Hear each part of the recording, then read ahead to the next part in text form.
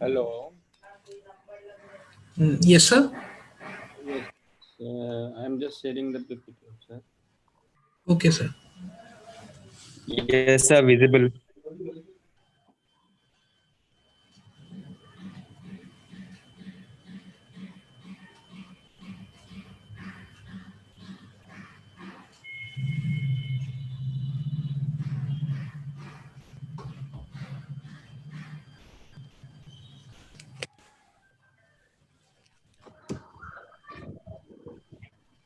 Hello. Yes, sir. Sir is there? Hello. Hello, sir. Sir Yes, is sir, there? sir is there. Okay. Yes, sir is there, sir. Okay. So you can start Okay, okay, sir. and make it co-host to sir. Yes, sir. Sir has already co-host. Please start. Okay, okay, sir. A very good morning to one and all present here. I, Prashant Kumar, on behalf of my FTP team organizing committee, welcome you all on the day 5 of this virtual Atal FDP on cybersecurity. Security used to be inconvenient sometimes back, but now it's a necessity all the time. By Katrina Novelle. Our lives online has changed at an ever increasing pace over the past 15 years, with historic effects on the way we work, communicate, and socialize. Streaming media, cloud applications, and mobility have transformed life and work profoundly. Today's world is ruled by machines. But given the vast quantity of valuable information available online, often with minimal or careless security, it's no wonder that breaches and attacks happen. Here, we have gathered for a great learning on cybersecurity and many expects great experiences on the same.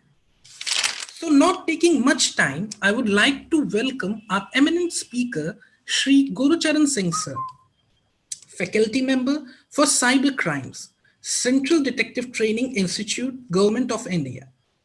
Let me take this privilege to introduce you all to him, who is going to deliver a talk on cybersecurity investigation and laws.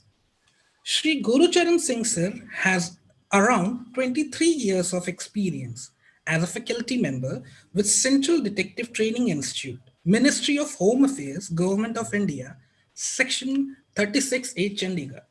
He provides technological information consultation to various investigation agencies of states and center in their hour of need and has led to the cracking of number of blind and dead cases with the help of technological expertise in the past. He is also visiting faculty with the following state police academics and universities, teaching police officers, judicial officers, academics, and public prosecutors. The list includes Punjab Engineering College, Chandigarh, Central Bureau of Investigation Academy at Dehradun, National Institute of Technical Teachers Training and Research, Chandigarh, Recruit Training Center, Chandigarh Police, Police Training College, Himachal Pradesh at Daroa, Kangra, and various other institutes. Coming to his research papers and publications, he has contributed various articles for CBI Bulletin, BPR&D Journal and Magazine of CDTI Chandigarh, presented research papers on various topics during All India Police Science Congress, and was also invited for book review by the prestigious publication house John Wiley and Sons Limited, UK, for book titled Radio Frequency Propagation Surveys. He is also the recipient of President's Police Medal for Meritorious Service on occasion of Independence Day 2015. His other medals and awards includes Union Home Minister's Medal for Best Trainer and Excellence in Training in India, Utkrisht Seva Medal by Ministry of Home Affairs for Excellence in Cybercrime Training, recipient of DG's commendations discs on 4 occasions.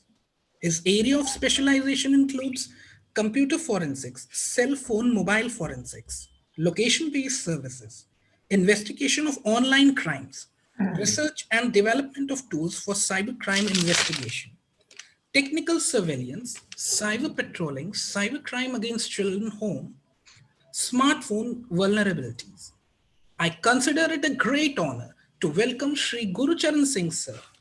I request you, sir, to please proceed over the session. Over to you, sir. Okay, morning, and thank you for your wonderful introduction. You know, you have already told much adjectives for me. Yes, So sir. I would not be wasting much of time. Would be going directly to my lecture. And already I was just seeing the participation. The wonderful participation is there. You know, you are already very learned, very educative, very knowing person. So, but I would just like to refresh your knowledge as far as the cybercrime investigation is concerned. There is a great challenge for the law enforcement agency. Might be knowing that the cyber perpetrators and cyber fraudsters are enhancing their skills, and especially over the COVID period, you must have seen there is a 10 times more crimes increase as far as the cyber crimes are concerned. So I would be discussing various tools which we are using, and various types of cyber crimes which are prevalent. Let me share my screen. I avoid sharing my PPTs. I feel the PPT is the barrier between the audience and the resource person. The second challenge which we have faced during the COVID period is the online classes. I'm damn sure, and you would also agree, that these online classes cannot at all replace the physical mode. Since in the physical mode we can have a direct eye contact with each other, and I may be knowing if the participation is in a learning mode or not. But in the online mode, these things are missing. So it's a boring time since last 6-7 months. But somehow I have started learning how to deal the audience in the online mode also. So it is at the same time, it's a barrier, but at the same time educative too. I would share my screen, and thereafter say a few words about the challenges which we are facing.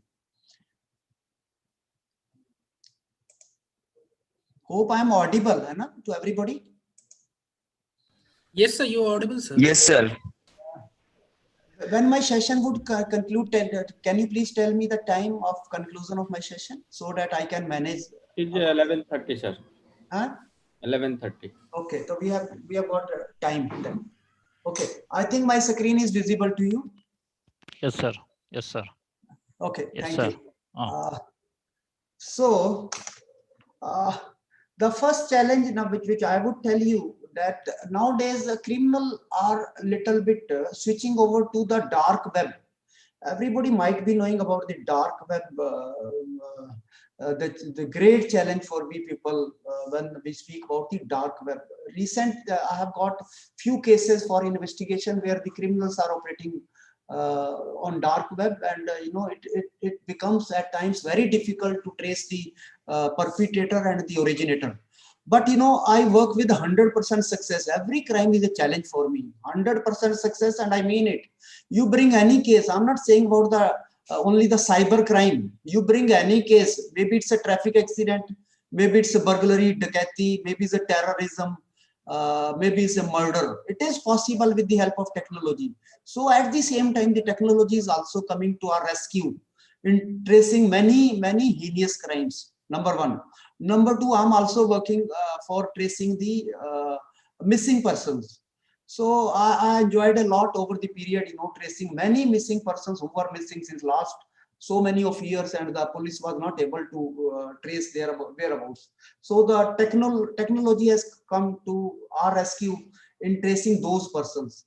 Thirdly, I'm also working for the proclaimed offenders, POs. Proclaimed offenders, previously what was happening physically, they were absconding after committing a crime. But in the time of a technology, now it has become a bit easier for us to trace their whereabouts. 2 months back, I got one case of economic offenses. One fraudster committed a high volume crime in Patiala. The deputy superintendent of police of economic offences came to me, and that person was absconding since last 8 months. 8 months mean that he had already been declared a proclaimed offender by the Patiala police. that Deputy Superintendent of Police came to me, and he just put up the complete case file, which was a very bulky file, carrying thousands of papers, and reading those papers may itself consume a lot of time. So I simply asked few things about that person, his name, his photograph, and his previous mobile number, which he had already switched off, everything. The criminal are also at the same time not knowing how to escape them from the police clutches. So whenever I was asking him the details, तो वो जो DSP साहब थे ना, बहुत ज्यादा मायूस बैठे थे मेरे सामने. I would be using both bilingual languages so that my feeling can be much expressed with you. I think you are also comfortable in Hindi participation, maybe representing from the North India, most of the participants. So DSP साहब asked me, क्या ये बंदा मिल तो जाएगा ना? बड़े मायूस, was very in a sadistic approach. मिल तो जाएगा ना आदमी ये, हमें हमारी नाक में दम किया हुआ इसने. And we have got a lot of pressure from the court to trace this person. और मेरे को क्या बताया that the court has now given us the ultimatum to trace this person before 15th of October 2020. Okay, otherwise his last summon which was issued by the court will be cancelled, and the action will be taken against the police. So DSP sir was very in a sadistic mode. He asked me, क्या बंदा मिल तो जाएगा ना? मैंने कहा there is one condition, मेरी ये condition है, अगर वो fulfill कर रहा होगा तो 100% we can trace this. I will trace this person 100%. बोलता what is your condition? मैंने कहा मेरी ये condition है, the बंदा सांस लेता होना चाहिए. Okay, understand? So बंदा सांस मतलब if he is alive, he can 100% be traceable. You know why? We are dependent upon the technology. Okay, we cannot live without technology. Maybe it's a common man, maybe it's any fraudster, maybe it's any hardcore criminal. So if he's using technology, he has to make communication with his associates, with his family. Okay, so without communication he cannot live. Communication is the fundamental basic thing of the life. So if he is making communication, then he is a traceable. Maybe he is using any VPN, maybe he is using any proxy server, maybe he is using the dark web. Okay, so that is a kind of confidence one should repose. Okay, so when I speak about the cybercrime investigation, we are lacking expert. We are lacking expert in the country. People are not coming forward. Okay, there may be expertise, no doubt. You people are very expert, but still, when we speak about the investigation skills, those skills are missing. Okay, we are going in depth into the technology, but when we speak about the investigation, the small things are missing. So at the same time, when I'm delivering my talk, I would request you people, since you are the builder of the nation, you are educator, please come forward, share your skill, motivate the students to excel in the field of cyber forensics, cyber investigation. Okay, it's a very emerging field. When I speak that we are lacking, and I mean it. So I would start right here. Everybody is knowing that when I speak about the dark web,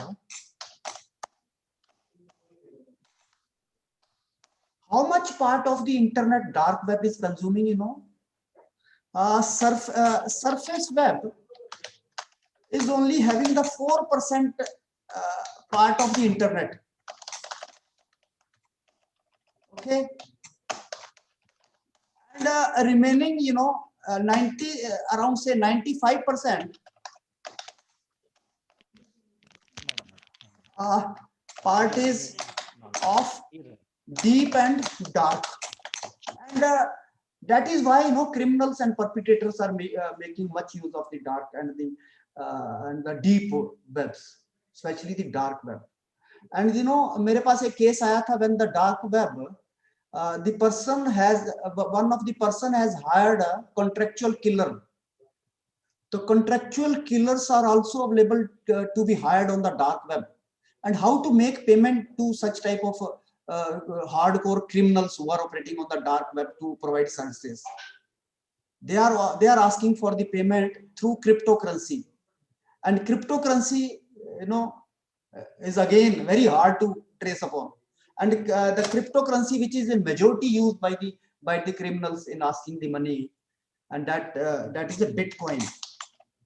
A few of the cases where the Bitcoin was exchanged, and that Bitcoin itself is traceable. Frankly speaking, if we identify these basic things about the terminology and the working of the Bitcoins. So in my session, I would be showing you many open source tools, which we are using in investigation. Why I term it an open source tool? Since the paid tools are very expensive. Okay, paid tools are very expensive, and if we go for the paid tools, so every police stations, if we are providing the paid tools, every cyber cell we are providing the paid tools, it would cost our, you know, crores of rupees to set up a single lab, or again a recurring cost is there. So I would start to say that as of now, what the cyber forensic is having the skill. You must read one section of law of the Information Technology Act, that is section 79A of IT Act 2000 and its amendments 2008. Section 79A of Information Technology Act 2000 and its amendment 2008. Spare some time and read this section. I think you must read the whole act, very small act, Information Technology Act, which is governing the cybercrime in this country. So section 79A of Information Technology Act says that who is an expert to deal with the cybercrime investigation and give opinion? Who is an expert? When we say about the expert, it comes to our mind that only the forensic scientists are expert. So I'm just refreshing your knowledge. It is not so, sir, that only the forensic scientists are expert. Our section 79A of Information Technology Act is saying that all those personnel or all those organizations can be treated as an expert, to deal with the cyber forensics and cybercrime investigation. Those who are holding a knowledge in the field of computer science and electronics. हर वो व्यक्ति, हर वो संस्था expert declare की जा सकती है जिसके पास cyber computer science या इलेक्ट्रॉनिक्स या दोनों की नॉलेज है. बट वो एक्सपर्ट कब माना जाएगा? When the concerned state government and the central government notifies his name in the gazette, उसके नाम की नोटिफिकेशन निकाली जाएगी, तब एक्सपर्ट माना जाएगा. So हमारे पास एक्सपर्ट की कमी नहीं है. The investigating officer, the constabulary, head constabulary or inspectors can itself be treated as an expert. अगर वो MCA है, आजकल देखो constabulary की जो रिक्रूटमेंट हमारे पास हो रही है, they are MCA, they are MTech. Constable, I'm telling you, constabulary. So if such type of persons we are getting in the recruitment, why can't we develop them to deal with the cybercrime investigation and cyber forensic? The one thing which is required is to get their name notified. So it would speed up the investigation. It would speed up the expert opinion which is generally provided by the forensic scientist. Okay, but as of now, what is happening? What is happening? When it comes to forensic opinion, cyber forensic opinion, we are dependent upon the forensic scientist. We are dependent upon the forensic. As of now, मैं जो आपको बता रहा हूँ. And forensic scientists are taking a lot of time in providing the opinion. Lot of time, since there is a lot of pedancy with them. But how the forensic scientists are working as of now? काम कैसे कर रहे हैं? They are working on a tool base. Total the work which is being done by the forensic scientist is on tools, is on cyber forensic tools. Nothing manual. mind application. बिल्कुल कुछ भी नहीं है sir. सारा का सारा everything is being done on the tool. So sometimes tools give a garbage. मतलब correct picture tool जरूरी नहीं भी टूल करेक्ट पिक्चर आपको देगा, टूल गार्बेज भी देते हैं. तो जब if the tools are providing the garbage, okay, and misinformation, then the whole case will spoil. Okay, they are, as of now, they are working on two different tools. Tool number one, you can note down those tools which I am discussing. Tool number one, which is again an internationally accredited tool. Tool number one is EnCase. EnCase Forensic. EnCase Forensic is a tool. I think the cost of this EnCase Forensic is around 12 lakh rupees, and every year we have to spend 12 lakh for its updation and upgradation, and is a recurring cost. 12 lakh rupees per year is a recurring cost. EnCase Forensic, this tool is used for extraction and analysis of storage media. Maybe it's a hard disk drive, maybe it's another USB drives or pen drives. That analysis is being done. The EnCase Forensic is a dynamic tool, no doubt. सिर्फ forensic scientist क्या करता है ना, put the storage media on this EnCase Forensic and then press the start button. Everything is done by the tool itself. The forensic scientist simply puts signature on it, and the report is ready to be sent to the prosecution or to the police. Okay, the second tool which is being used by the forensic scientist in majority across world, that is UFED. What is a UFED? Universal Forensic Examination Device. This tool is used for extraction of mobile phone devices. UFED. This tool is used for extraction of mobile phone devices. So all those mobile phone devices which are recovered from the custody of the criminal, those devices are dealt by the UFED itself, by the forensic scientist. And UFED is capable of doing two types of extraction. It's a technical word, but you can note down. It may be very knowledgeable sometime for you if you are working in this direction. Two types of extractions are done by UFED. Extraction number one is a physical extraction. What is a physical extraction? In case of physical extraction, the whole physical dump and a bin file of the mobile phone device is captured by the device, which includes the deleted file also. Okay, deleted files also. Mean that in case of a physical extraction, we are capable of extraction of available file as well as the deleted files. But there is a limitation in this physical extraction. What is the limitation? 100% devices are not capable, are not supporting for the physical extraction. So the physical extraction, in case of a physical extraction, we are not getting 100% success for recovery. Only few devices are supported for physical extraction. Okay, then we are left with another type of extraction, and that extraction is a logical extraction. In case of a logical extraction, 100% devices are supported. Okay. What is in case of logical extraction, only those files are extracted which are available in the mobile phone itself.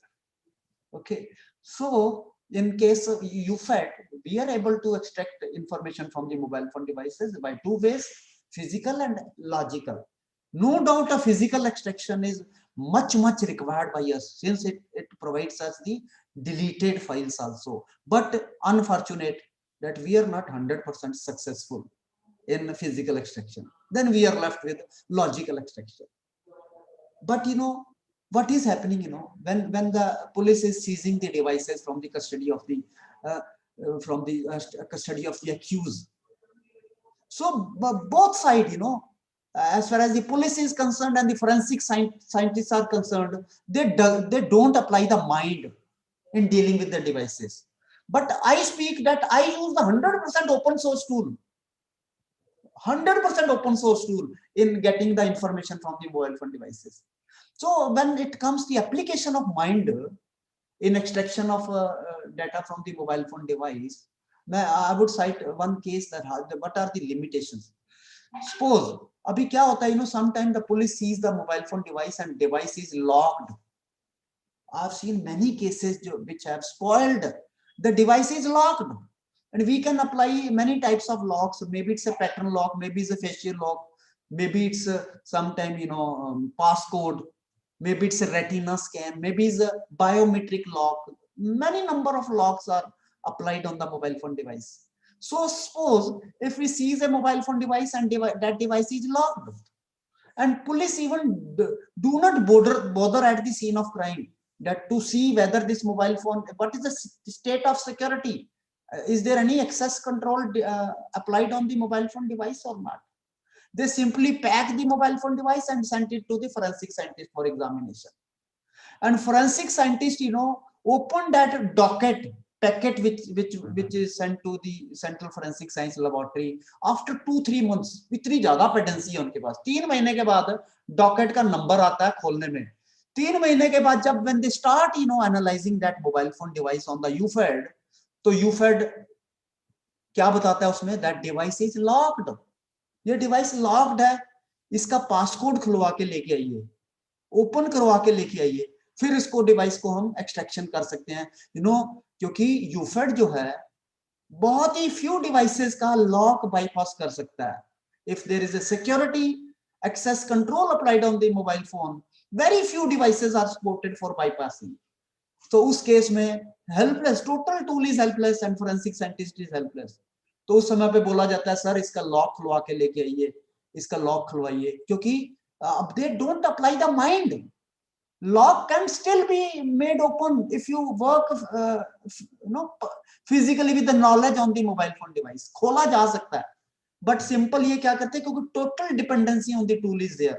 They simply send the device back to the law enforcement agency for getting a lock. 2 महीने बाद 3 महीने बाद for getting the passcode or biometric from the biometric log लगा हुआ, तो get it open from the accused itself.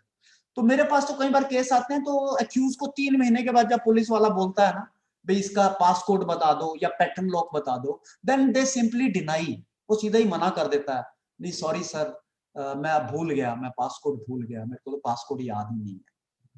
तो अब जब वो सॉरी बोल गया, mean that then mean the case is gone. फिर तो केस के अंदर से कोई डाटा निकाला ही नहीं जा सकता. तो बट स्टिल मैं तो बोल रहा हूं सर, अगर आपको फंडामेंटल नॉलेज है डिवाइसेस की, तो उसके अंदर से डाटा फिर भी निकल सकता है. सिर्फ नॉलेज चाहिए रूटिंग की, root level access of the device. In case of root level access of the device, we can do any damn thing. We can bypass the lock, we can intrude into the file and folder where the lock is applied on the device.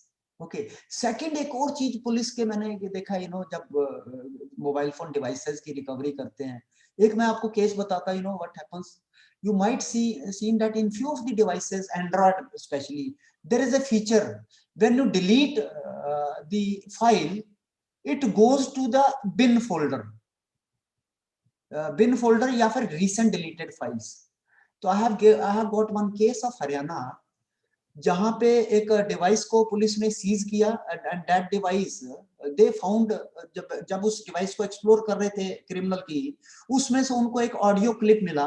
That was a conversation between the accused with some other party, and that was a sheer evidence. वो evidence था, बहुत sheer evidence, and that evidence was located in the recent deleted files. Okay.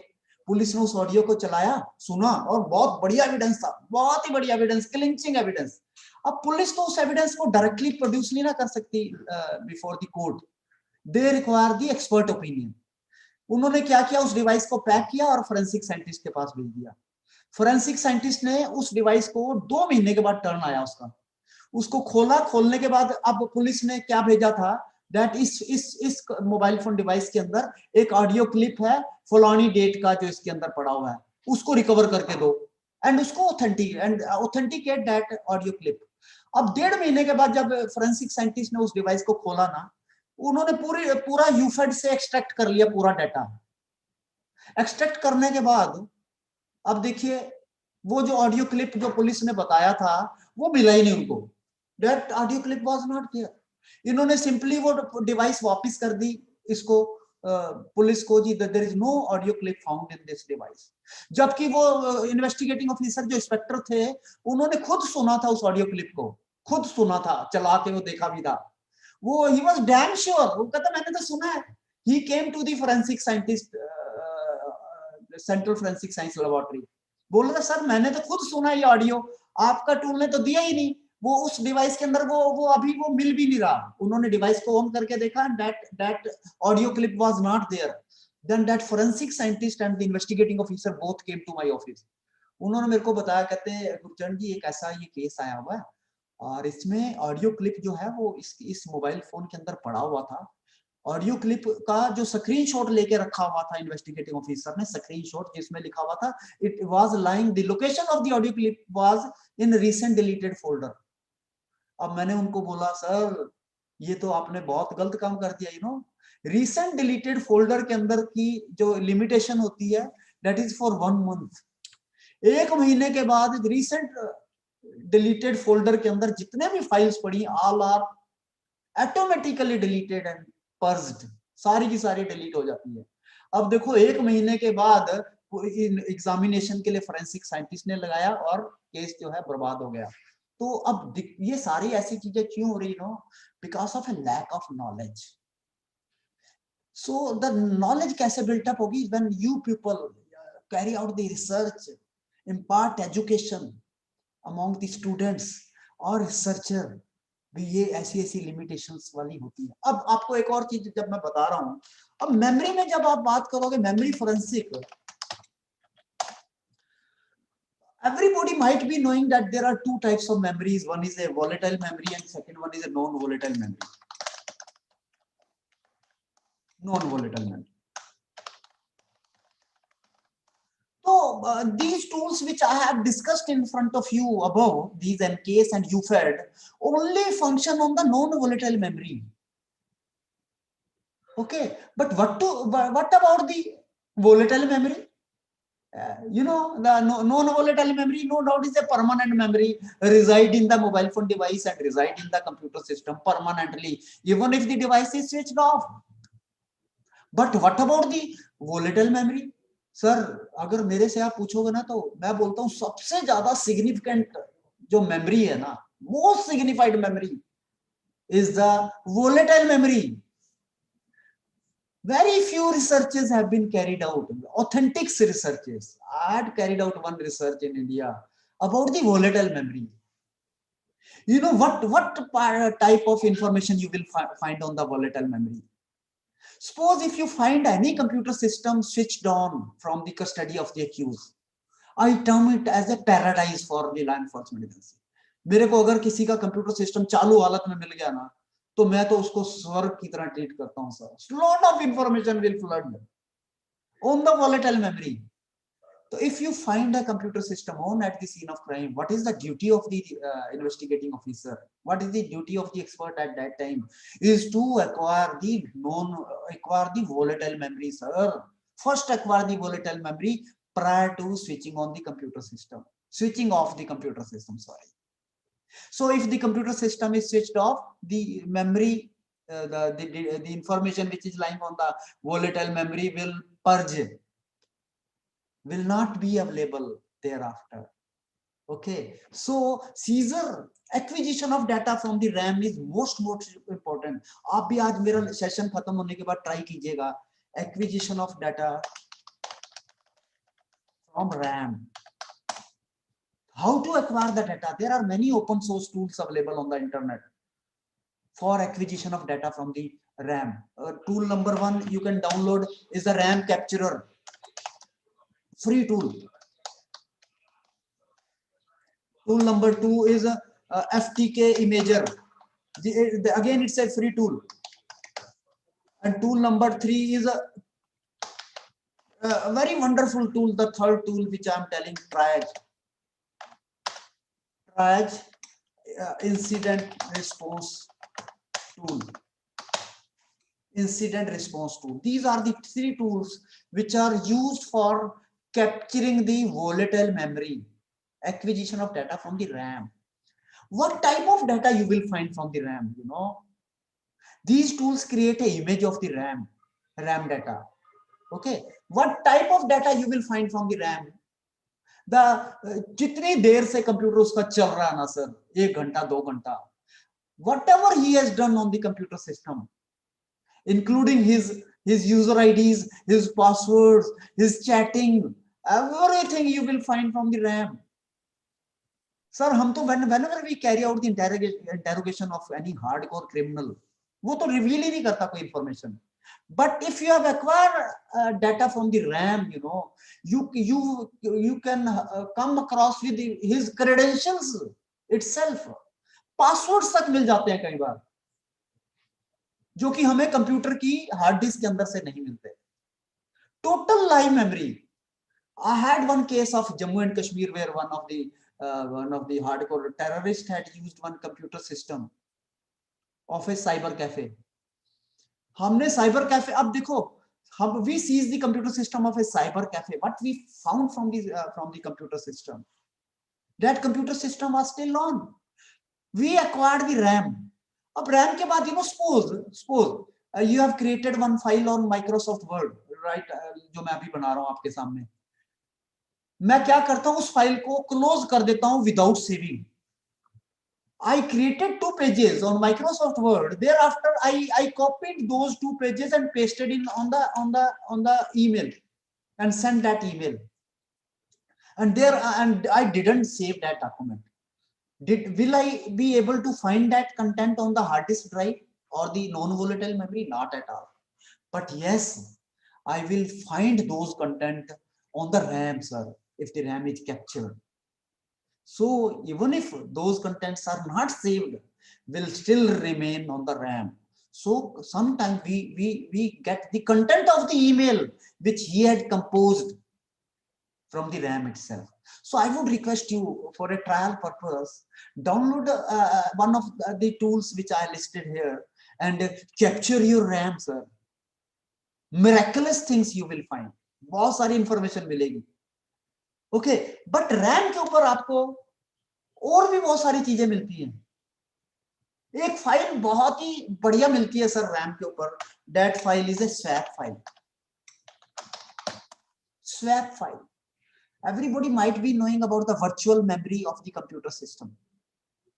Okay, when your RAM is low in size, in memory, the virtual memory of the hard disk supplement the RAM. And this virtual memory, named as a swap file, remain on the RAM itself all the time till the computer system is on. This swap file, or now in the latest operating system, this swap file is known as a page file. Page file and swap file. इसका काम क्या? What is the purpose of this page file and swap file? Is a virtual memory file. It remains on the RAM till such time the computer is on. When the computer is off, this swap file and page file goes back to the hard disk drive on its particular location. But जब ये वापस जाती है ना sir, अपने साथ RAM से कुछ डाटा लेके चली जाती है. Some of the data lying on the RAM is carried away by the page file and swap file. तो मैं ये क्यों बोल रहा हूँ दोनों फाइलों का? आप अपनी RAM का आज ना एक्सट्रैक्शन करना data.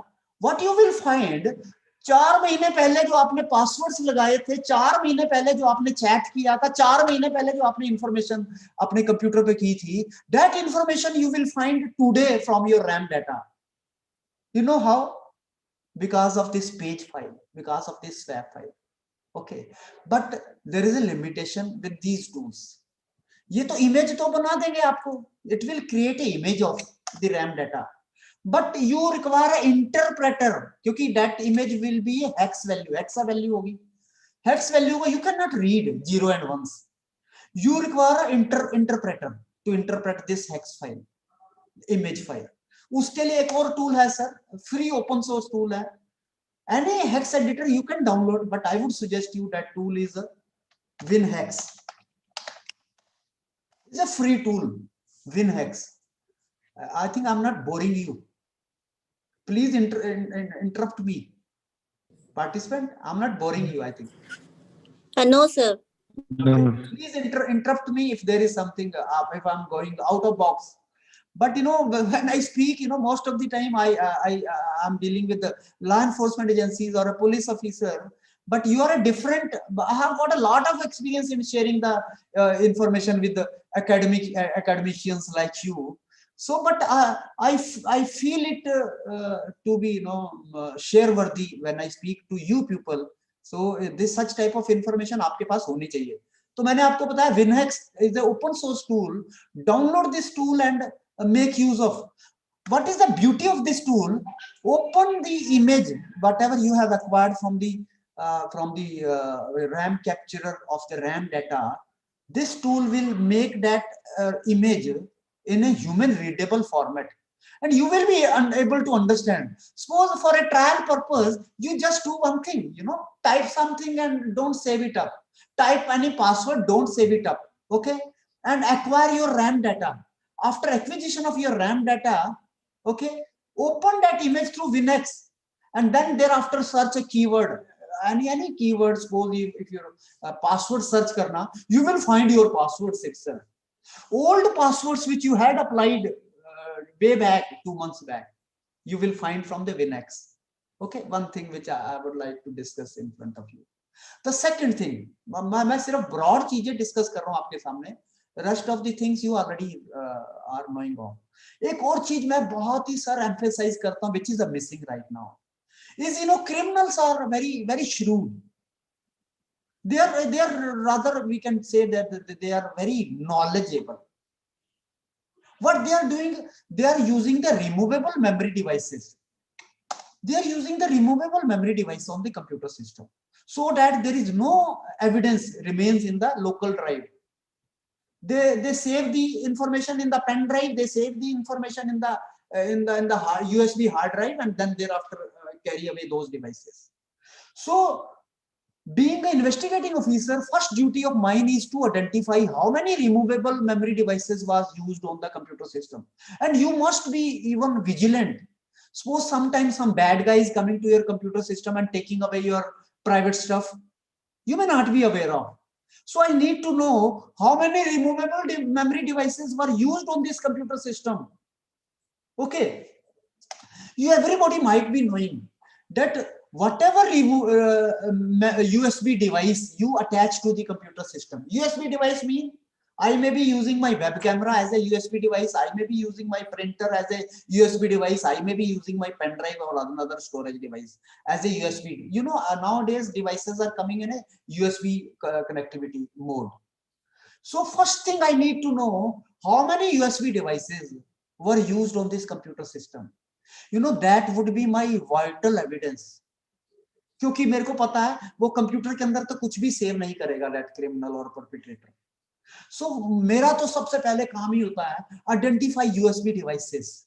So everybody might be knowing, you know, that there is one component in the operating system of the window, and that component is a registry. I would you know, suggest you learned audience to do one thing. Please read about a registry forensic.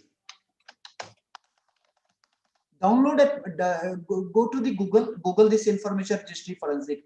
You will find a lot many PDF files. I would share my email ID at the end of my session, and I would also share this such type of information. It's a gray area registry forensic. मैं बोलता हूँ sir, अगर किसी ने computer के operating system की registry के बारे में जान लिया ना sir, he can do any postmortem. Every access of information is with you. कुछ भी कर सकते हो आप कंप्यूटर के साथ. Only know about the registry. Very few people across world are knowing about the registry forensic. What is a registry? Each and every activity, whatever you do on the computer, is registered in a registry of the operating system. Okay. In the computer operating system registry, there is one more sub-component which is very important for we people, and that is a USB stir. USB stir. What is a USB stir? USB stir captures the activity of USB devices which are attached to the computer system. It maintains a log. What type of logs are maintained by the USB stir? That is a need of the hour to be known by you. Log number 1. You know, each USB device is having a unique identity, unique serial number.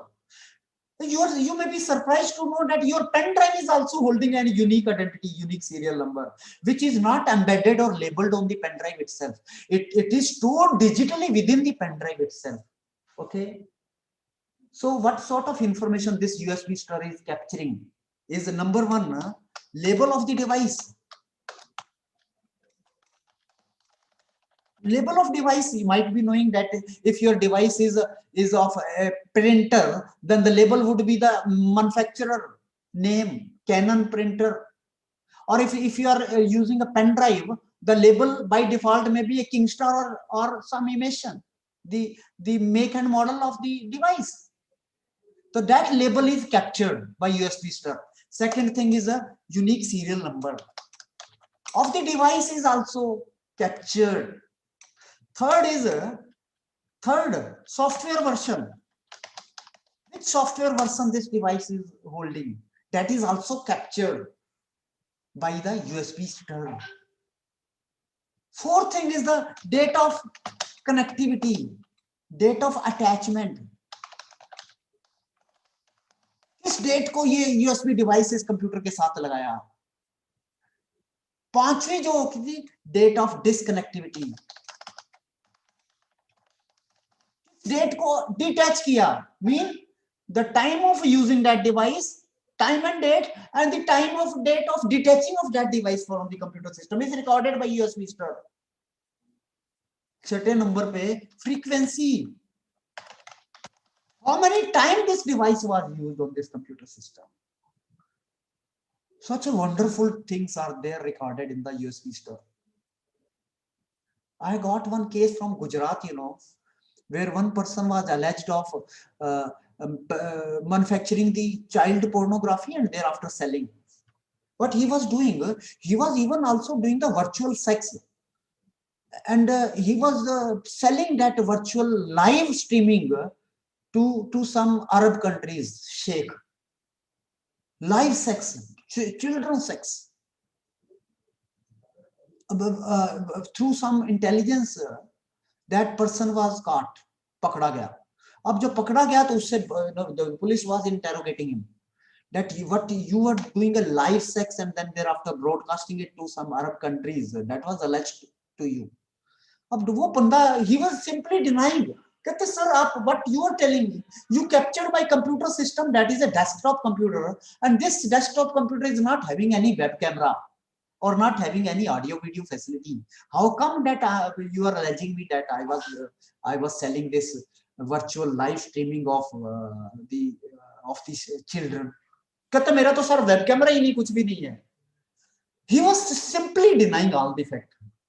And this case came to my notice for discussion by the investigating officer concerned. I told him a few steps. I captured the whole data from the USB stir, but I found daily, thrice or 4 times he was putting, he was attaching a camera, Logitech camera, make and model we got of the Logitech camera, and then its serial number, sir. Okay. And thereafter that Logitech camera was a removable USB device, was recovered from his custody. He was carrying. And we again from this, through the serial number, we proved the ownership of that device from the custody of the accused. Okay. So knowing any information from the from the registry, computer registry is not possible by you people directly. So we make use of the tools for extraction of information from the registry. There are many tools. So for getting the information of the USB devices attached on the computer system, we make use of one very wonderful tool, and I would demonstrate that tool, very wonderful tool, and that tool is USB DView. It's an open source tool. You can download this tool, USB DView. Okay. This tool extracts the information from the USB stir and make it in a human readable format. And through this, and then thereafter you can print, you can save that whole of the logs which are created by USB DView. I would demonstrate this tool if that time. I think it takes hardly few minutes. USB DView.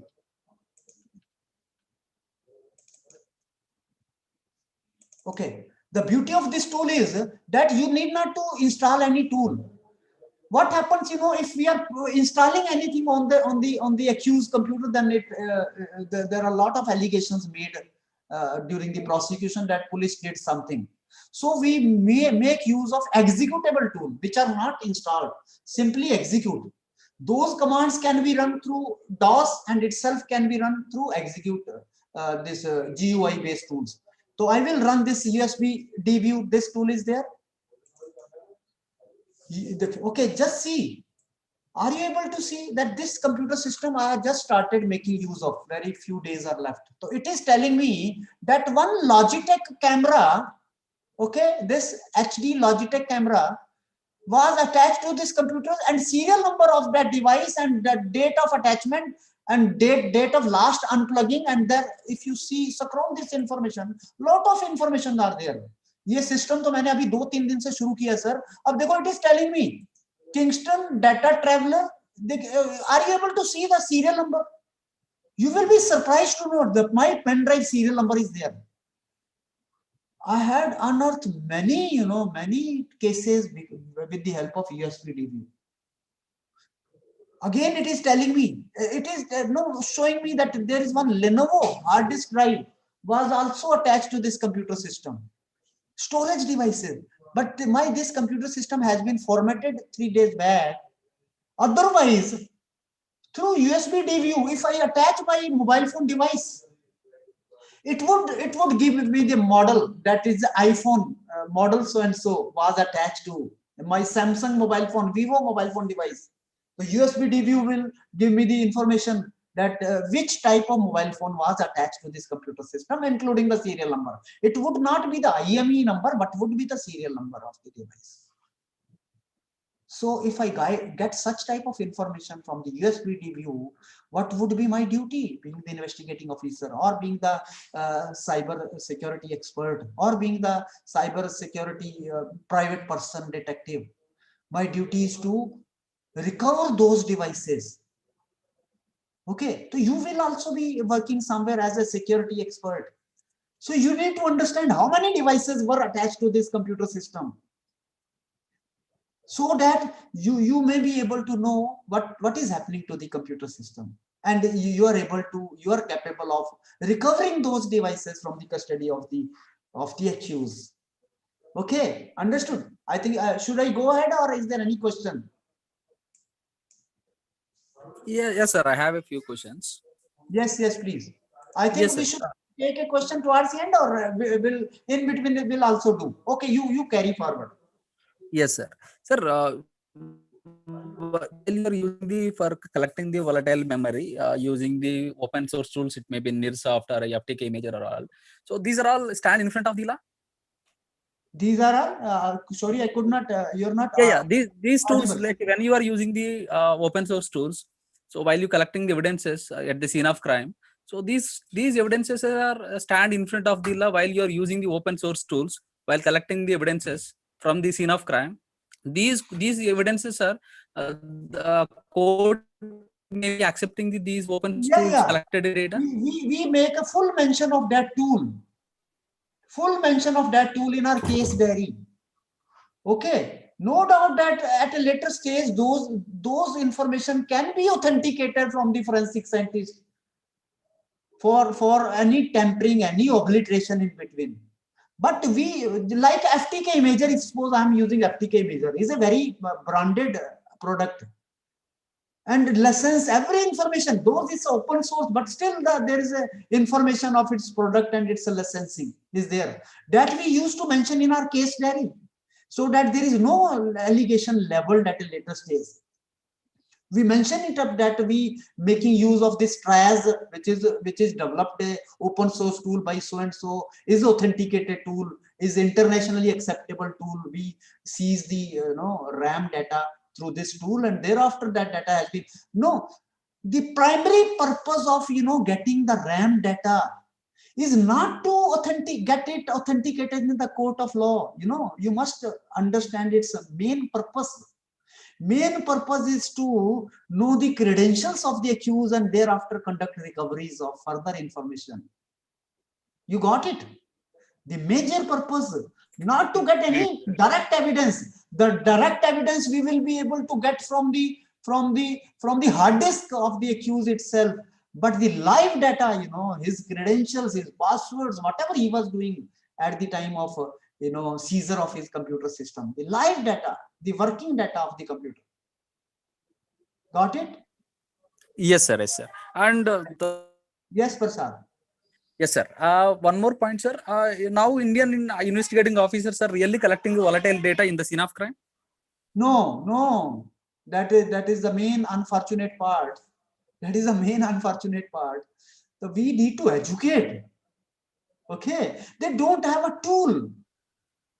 So I suggest all the time, whenever I am conducting classes for the, I'm directly dealing with the law enforcement agencies. Whenever I am conducting a classes, to buy those tools. There is one tool which has been developed recently. That is a computer forensic. You can note down forensic field toolkit. Computer forensic field toolkit. Okay, and this field toolkit carries all those tools right from collection of a volatile memory till creation of a one more thing, that is a hash value. Everybody might be knowing, I think I need not to discuss this hash value. To authenticate the storage media, we require the hash value calculation, so that at a later stage, no allegation is leveled by any defense that the police has tampered with this device or some plantation has been carried out in this device. What is a hash value? Hash value is a mathematical algorithm, okay, which calculates the unique value based upon the content of the file, based upon the content of the storage media. Okay, two types of hash values are in majority calculated across world. One is the old format is MD5. That is old format, I can say, message digest version 5. Second one is a SHA-1, secured hash algorithm 1 or secured hash algorithm 1 or 2.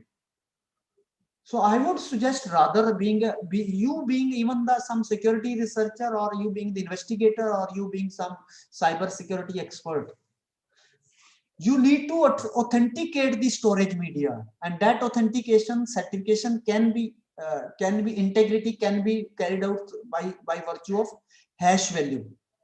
Hash value के बारे में आप एक चीज ध्यान दीजिएगा sir, open source बहुत सारे टूल्स अवेलेबल हैं, ठीक है, बहुत सारे टूल्स अवेलेबल हैं, including that FTK Imager which I discussed. It also calculates the hash value of the file, complete file or a storage media, आप दोनों कर सकते हो, ठीक है. तो generally it is advisable whenever you are seizing any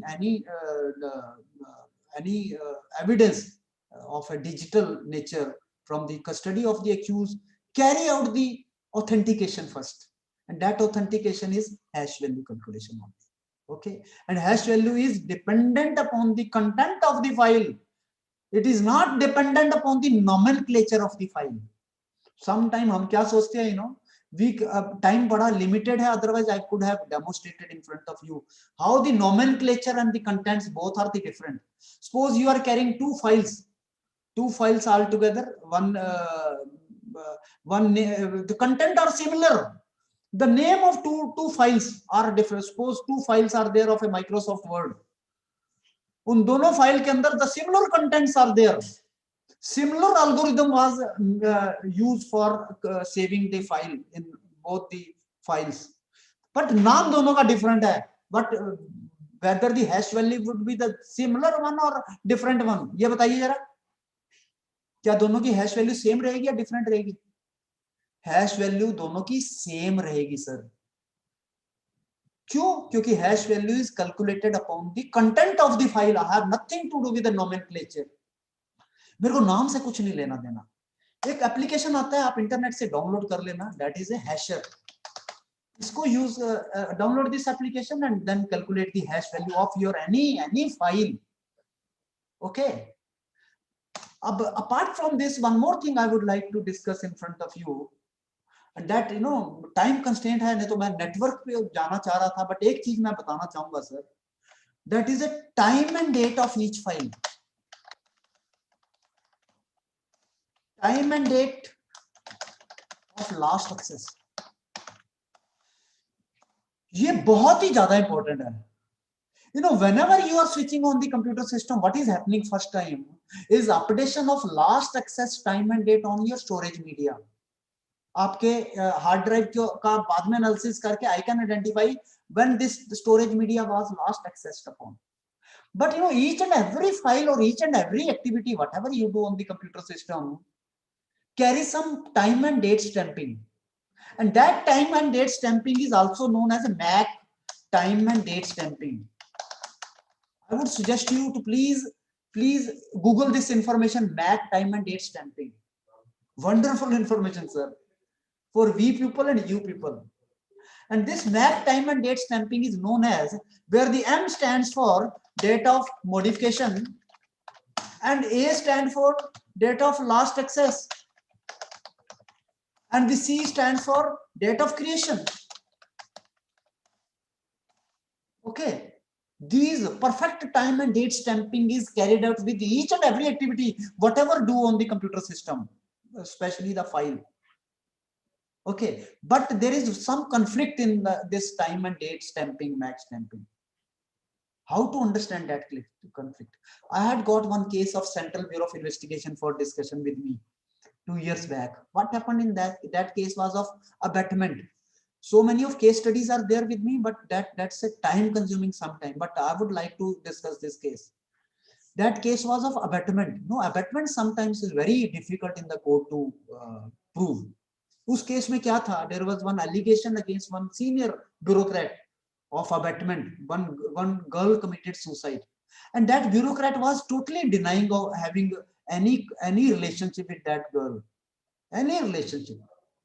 That case was first dealt by the local state police organization. Later on, this case was referred to CBI. CBI, के पास examination के लिए they got the laptop of the deceased. Okay, they got the data of the laptop extracted from the forensic expert. से सारा data hard disk का extract कर लिया उन्होंने.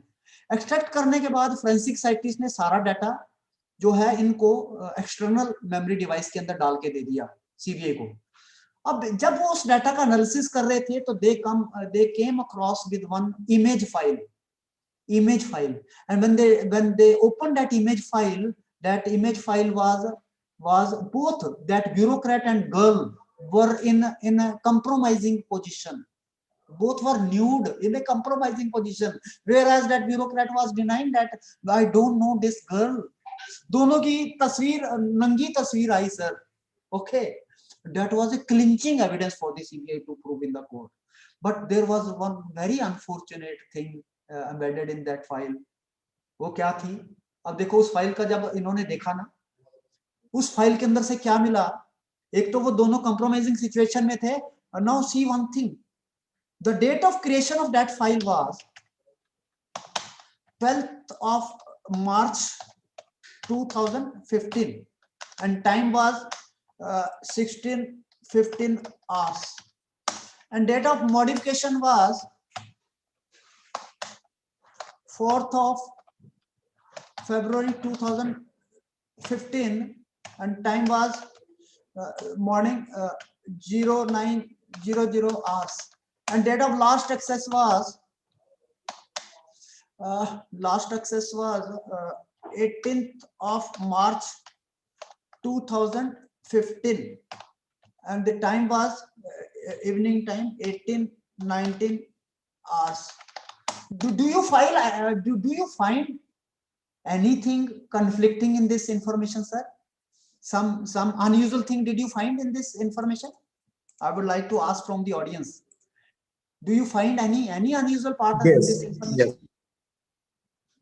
Okay, very good. That unusual part, if I feel, Creation. is It is not here possible only. practically. Can the date of modification be earlier to the date of creation, sir? If we put such type Not of possible, evidence in the sir. code, if you submit such type of information in the court, what will happen? Will the court rely upon this evidence? Not at all. वो simply every layman बोलेगा, sir, can the date of modification be earlier to the date of creation? Not at all. अब ये देखो, evidence तो clinching था, but यहाँ पे आगे फंस गया. अब they were not able to understand how it happened. Then the investigating officer, the deputy superintendent of police, came to me. Sir, please tell me, can the date of modification be earlier to the date of creation? Kindly convince me so that I can project in the court accordingly. मैंने कहा, yes, the date of modification can be earlier to the date of creation in two types of situations. Situation number one, that there is a malified intention on the part of the creator of this file. There is a malified intention. What he will do? He will create a file and thereafter change the system, time and date, and then carry out the modification. ये तो possible है ना, sir? You can change the time and date of the system, and whenever you change the time and date of the system will stamp the current time and date on the file.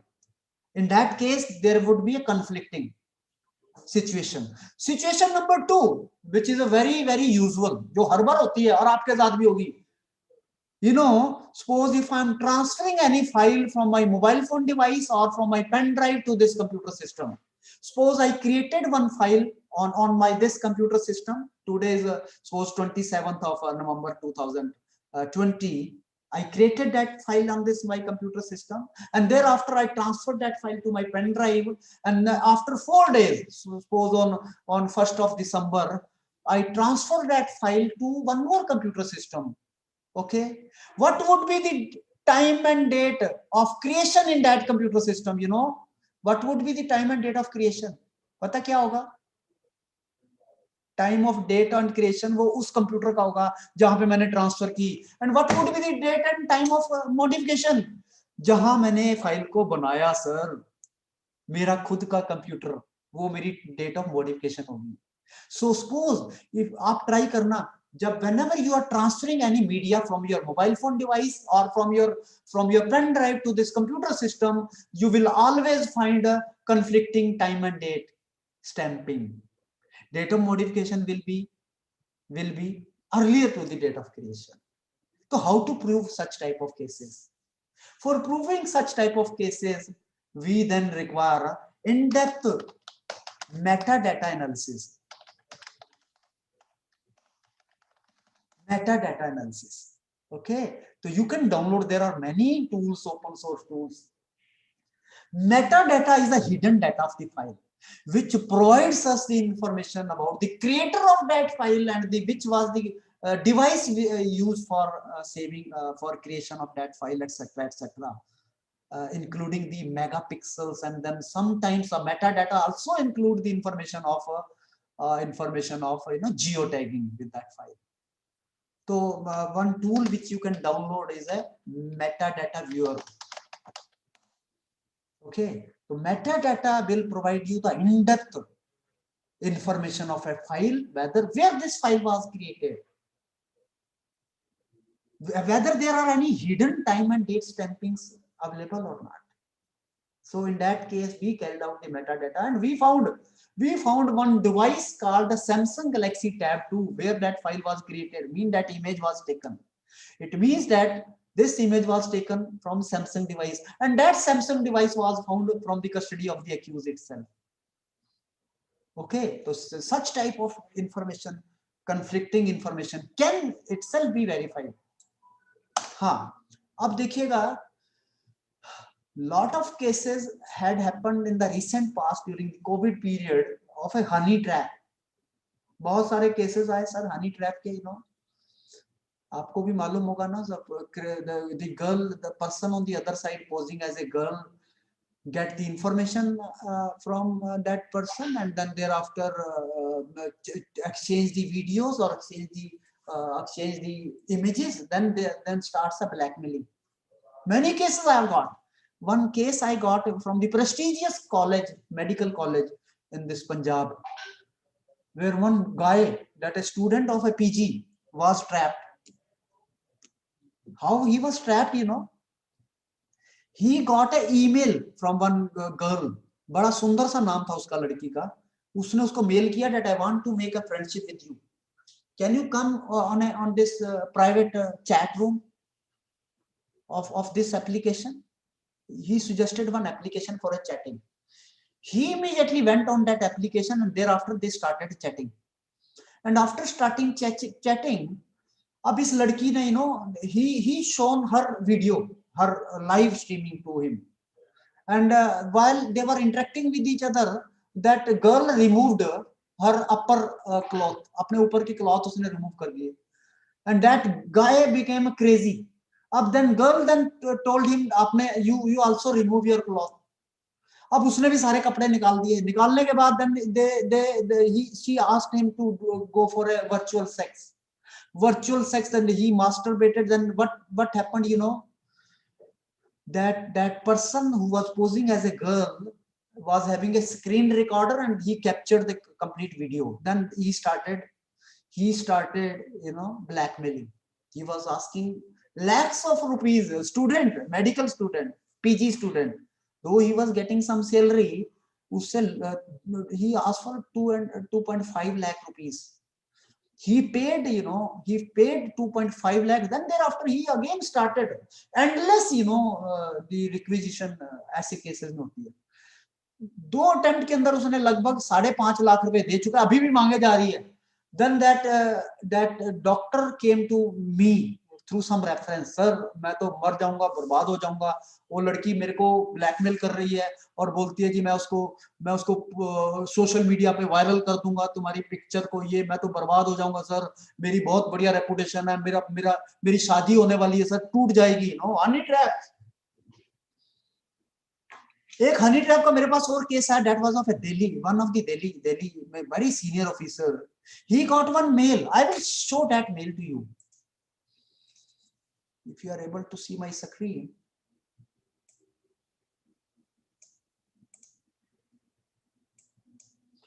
Though I was carrying some, you know, PPT, but मैंने कहा PPT आपको, you will get bored. You know, it's a mail. If you see the content of the mail, that officer got a mail that क्या mail मिला उसको, मैंने आपके computer पे, I injected one spyware on your computer system and I am taking your live streaming of your laptop through your camera. And thereafter मैंने ये भी देखा कि आप पिछले काफी दिनों से you are accessing a pornographic stuff on the computer system. मैंने सारी एक्टिविटी आपकी ले ली है. And और sir to authenticate his claim, उसने उसका मेल का पासवर्ड भी मेंशन किया यहाँ पे.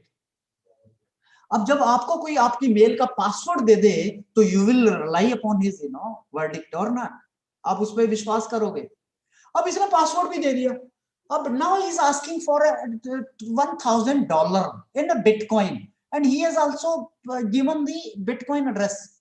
Bitcoin का this long address is known as a Bitcoin address. अब देखिए ये बंदा जो था, he was a senior officer, he was ready to pay that amount. कहता पैसा दे दूंगा मैं. But somehow he discussed this matter with one of the police officer in Delhi, and that police officer in Delhi gave my reference. कहते sir उनसे बात कीजिए. Then he rang me up. कहते sir मेरे को कोई blackmail कर रहा है, अभी मेरी कुछ photographs and videos हैं और he will upload that videos on the social media. And I'm ready to pay this amount, but मेरे को लग रहा है कहीं और पैसा ना मांगे. मैंने कहा सर एक बात मैं रिक्वेस्ट करता हूँ, please don't pay anything and I will protect you from this person. कहते Gurcharan are you sure? I'm 100% sure. Don't pay anything. मैंने कहा उसके पास कोई आपकी वीडियो नहीं है, कोई आपकी इंफॉर्मेशन नहीं है, सिर्फ एक चीज है उसके पास, your password. And you know मैं आपको बताता हूँ सर, आप ना डार्क वेब पे जाके सर आज ही, you just go to the dark web through Tor browser, you will find your mail ID and password on sale. आपको अपना मेल आईडी और पासवर्ड सेल पे मिल जाएगा. तो the criminal is only having a mail ID and password. Rest he is not having any other thing which are sold. So मैं आपको बोलता हूँ sir, I'm telling you all audience, आपके सबके मेल IDs and passwords आपके सबके social network accounts like your Facebook account all are already compromised and we are not paying heed to it. मैं बोलता हूं सबसे ज्यादा आज की डेट में जो वल्नरेबल है ना, यू पीपल आर वल्नरेबल. तो you need to see what is happening. मैंने उनको बोला, मैंने कहा आपको चिंता करने की जरूरत नहीं, मैं इस बंदे को 1 रुपया नहीं देना. he is only having your email password, rest he is having nothing. मैंने कहा I can prove. कहते how come? अब for you people, if you want to know whether your email has been compromised or not, what to do? Please note down one website. Please note down that website and please आप सब अपने जितने भी near and dear हैं आपके सबके check करने हैं आपने. And that website is www dot haveibeenpawned.com. haveibeenpawned.com. Visit this website. So I'm making a demonstration in front of you.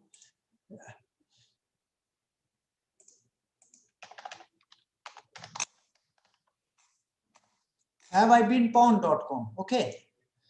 Enter your mail ID. Suppose I'm entering my mail ID cpscsp@radicmail.com. Then press pawn button. Okay. Oh no, your mail ID has been pawned. Mean that my email ID is compromised. It is also telling me that there are 2 sites which are knowing about my password. These are the breaches sites. So if you are finding it's a is a damn sure correct information this pawned website is carrying. You know why it's carrying that? All those information through the database of the compromised passwords, which is on sale on the dark web. So please, I would request you, if you are already knowing about this website, it's okay. Otherwise, sir, please search your mail ID. अपनी mail ID को जरूर search करो यहाँ पे आके, have I been pond के अंदर जाके. अब देखिएगा, मैं दूसरी वेबसाइट अपनी ईमेल आईडी सर्च करता हूँ. That is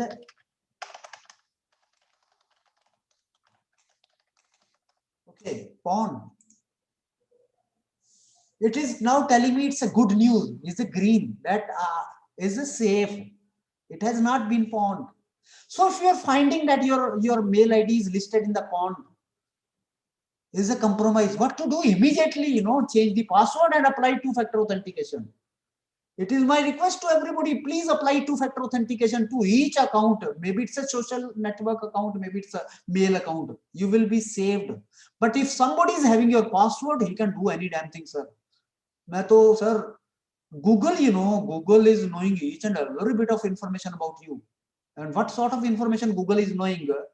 Mr. Narendra Pawan and Mr. Vijay and Prashad, you might be surprised that Google knows आप दिन के अंदर कब सोते हो, कब जागते हो, कब पीते हो, कितने सांस दिन में लेते हो. That Google is knowing. Google is knowing your perfect, location. Even if your mobile phone, GPS is off. Okay, so we need to be a little bit of careful. Last but not least, I'm running short of time. I would like to discuss one more thing.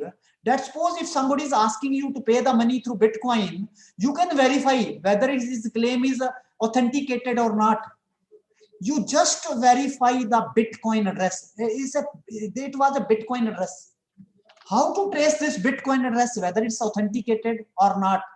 Please, I will show you. Please note down one website. That website is www.bitcoinwhoiswho.com. And note down one more website. That website is www.blockchain.com. Blockchain is a public ledger of the cryptocurrency. Is a public ledger of the Bitcoin. Okay, suppose I got one Bitcoin address. I want to know whether that person is making any bluff. He is having any authenticated Bitcoin address or not. So I will visit this website, bitcoinwhoiswho.com. Then thereafter I insert my Bitcoin address over here and then press search button. just see, when I press the search button, it is telling me that this Bitcoin is authenticated. The last transaction which he had carried out was on so and so date. Even in this case, it's not providing me the IP address. It provides the last IP address itself. So I want to know how many transactions he had carried out. Well, suppose you have got any account in a bank, State Bank of India, and you want to know your statement of account, you will go to your bank and then ask for your last account statement. But in case of a cryptocurrency, Bitcoin, the statement of account can be obtained through blockchain, and that is a public ledger. Public ledger means you can access that statement of account provided you have got a Bitcoin address. So I will show you the example of a blockchain. www.blockchain.com. Okay, a variety of information it is carrying.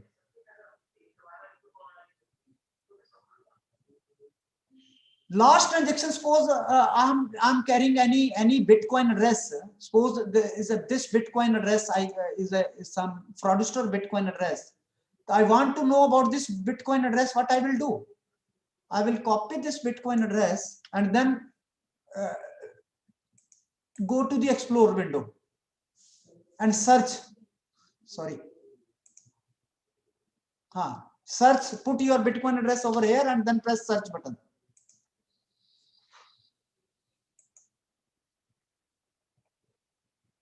Okay, now just see. In that Bitcoin address, it is telling me how many transactions, how many amount is lying in his wallet, and when did he carried out the last transaction. You know, everything is there, and where he has transacted the amount. सारा पता लग रहा है sir, कहाँ से भेजा, किस date को भेजा. Complete transaction details, you know, is coming through public ledger.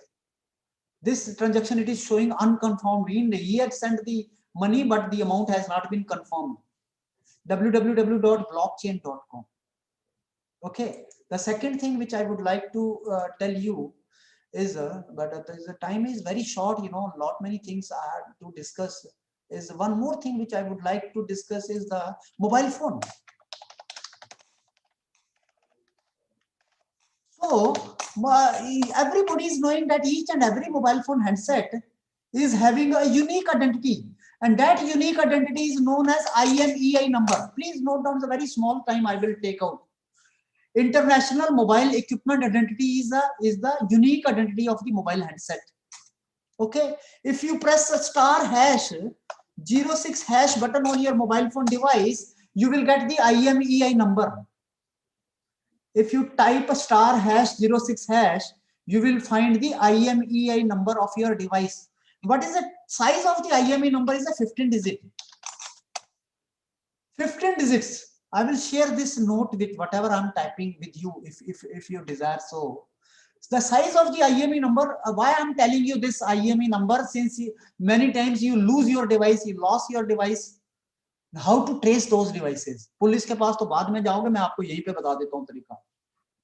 Okay, the IMEI number is of 15 digit, and each and every digit of IMEI number speaks something.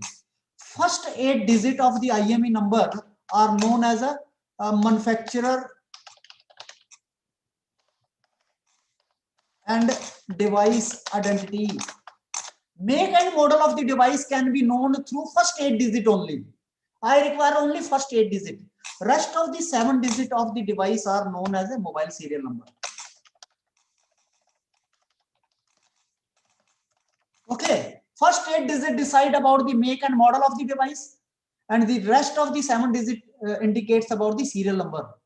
अब आपको एक चीज पता होगा सर, क्रिमिनल पता क्या करते हैं, डिवाइस को स्नैच करके उसके आईएमई नंबर को चेंज कर देते हैं, डिवाइस को चुरा के उसके आईएमई नंबर को चेंज कर देते हैं. Now you want to know whether the IMEI number has been changed, tampered और not. Before buying any device, you want to know whether the make and model is perfectly matching or not. So please note down one website. That website is www.imei.info. imei.info. I would request one of the participant if he can share his IME number with me by switching on his mic.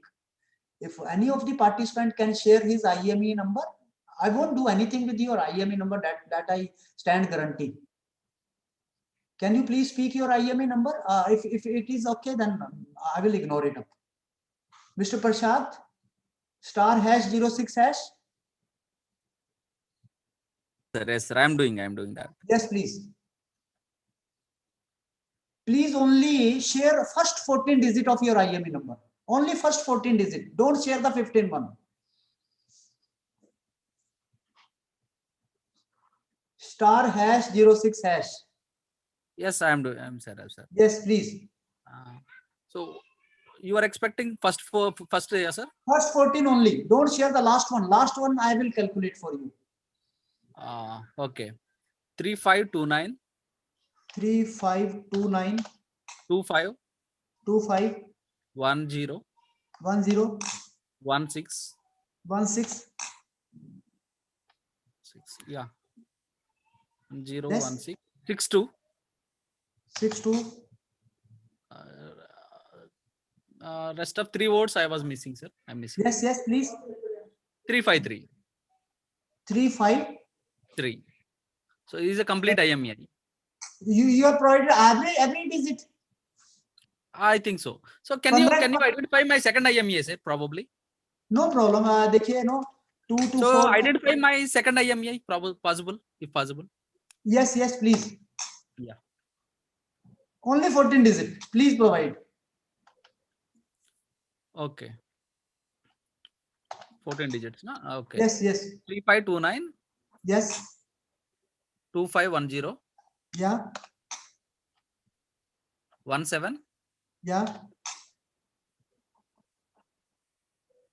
74 Yeah.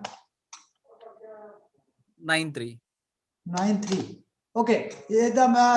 Mr. Prasad has provided. Thank you very much. He has provided his IME number, first 14 digit. But here we need to understand the last digit of IME number is known as a check digit, and that is a formula based. And suppose if I want to check whether this IME number is proper or not, please type following 3 words in Google. That is SNDEEP check digit. SNDEEP check digit calculator. SNDEEP check digit calculator. Okay, I'm copying this IME number and typing it in the SNDEEP check digit calculator. Okay, yes, I will now paste this 14 digit. The last digit of the IME number is 5. Is it okay, Mr. Prasad? Mr. Prasad, is it okay? Last digit is 5. You are still switched off. Sorry. Yes. True. Yeah, true, sir. It is 5. Okay. Now I got the full IME number. What I will do, I will visit this website imei.info. In the imei.info, it is asking me to enter the IME number. I'm entering the IME number and then pressing the captcha and then check. Now it is telling me that the mobile phone device is 7.2 Nokia. Okay, and it is also providing me the complete specification of the device. Is a dual SIM mobile phone, nano SIM, battery capacity, etc., including the image of the mobile phone. Is it correct, Mr. Prasad? Yes, agreed, sir. Agreed. Okay, great. Suppose I got one IME number. I am checking this imei.info, and it is telling me that this device should be Nokia, but the device which Mr. Prasad is having is of some other identity, maybe some Micromax, maybe some Lava, maybe some Carbon. What I will assume that this IME number has been tampered, is not authenticated. Okay, number one thing. Number two, if you suppose lose the device, their device is lost. What to do? Government of India has raised one portal, and that portal is now fully functional in metro mega cities, and that is ceir.gov.in. ceir.gov.in. I will demonstrate in front of you if I'm not, misspelling this. ceir.gov.in.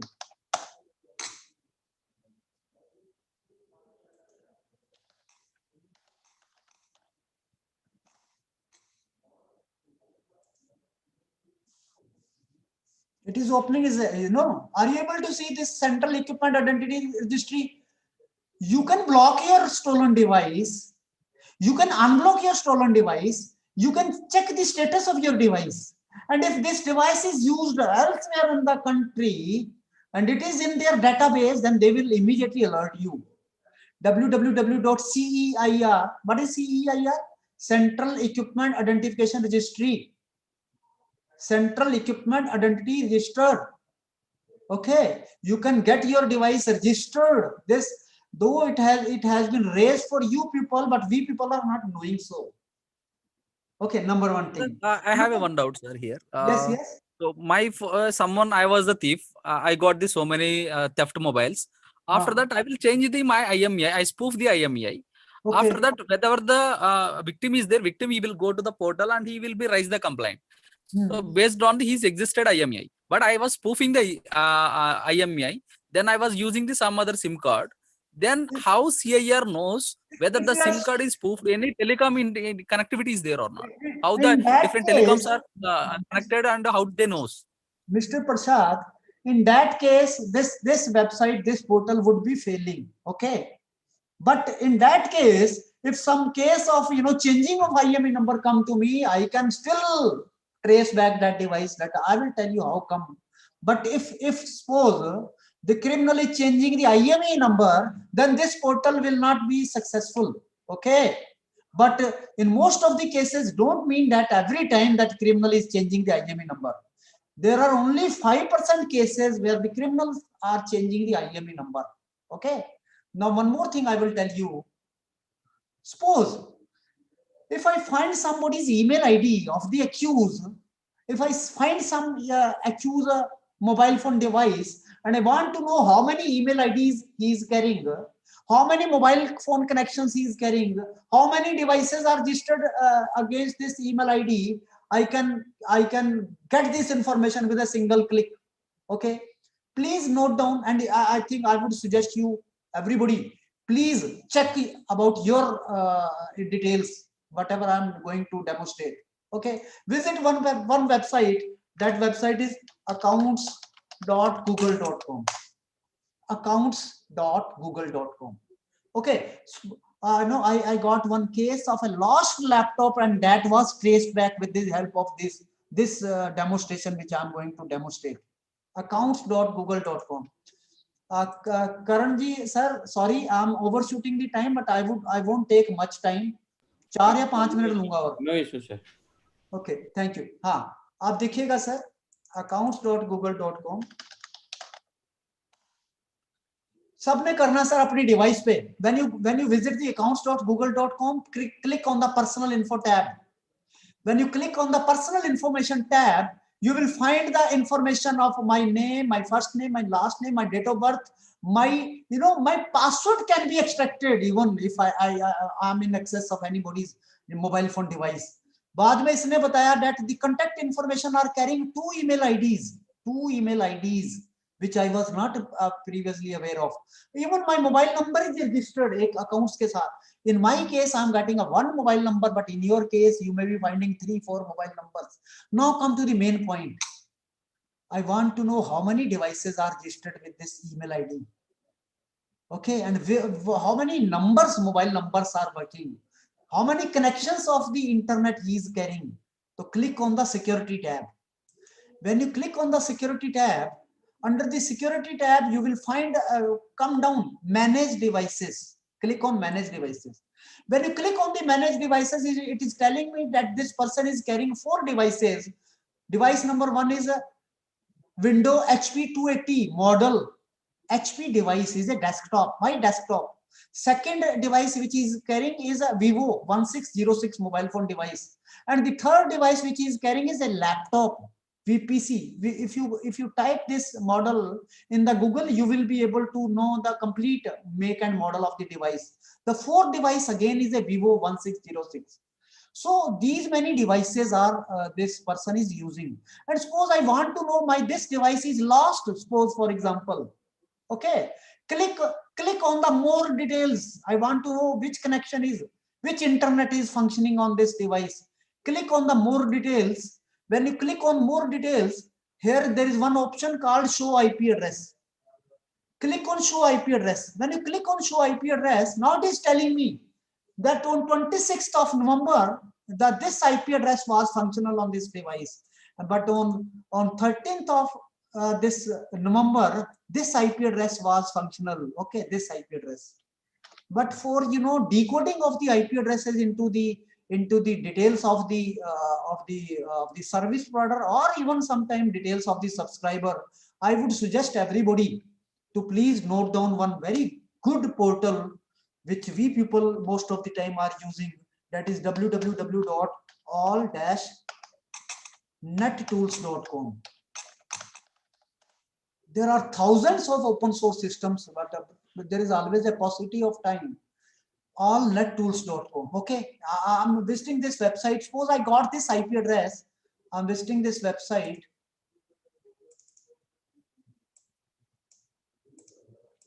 all-nettools.com. Okay, there is some many features are there for hackers or for trackers. Click on the smart whois. When you click on the smart whois, now it is asking me to enter the IP address. Okay, I entered the IP address, press submit button. Now see what it is showing me. It's showing me the details of my complete administrator, my complete service provider's detail. I'm using the NKN connection here, including the subscriber details. Meri subscriber, my name, my mobile number, my address. Why it is showing me the detailed information about me, since I'm using a dedicated lease line. So in case of a static IP addresses, most of the time it would provide you the details of the subscriber. But in case of a dynamic IP address, it would provide you the details of the service provider only. Okay.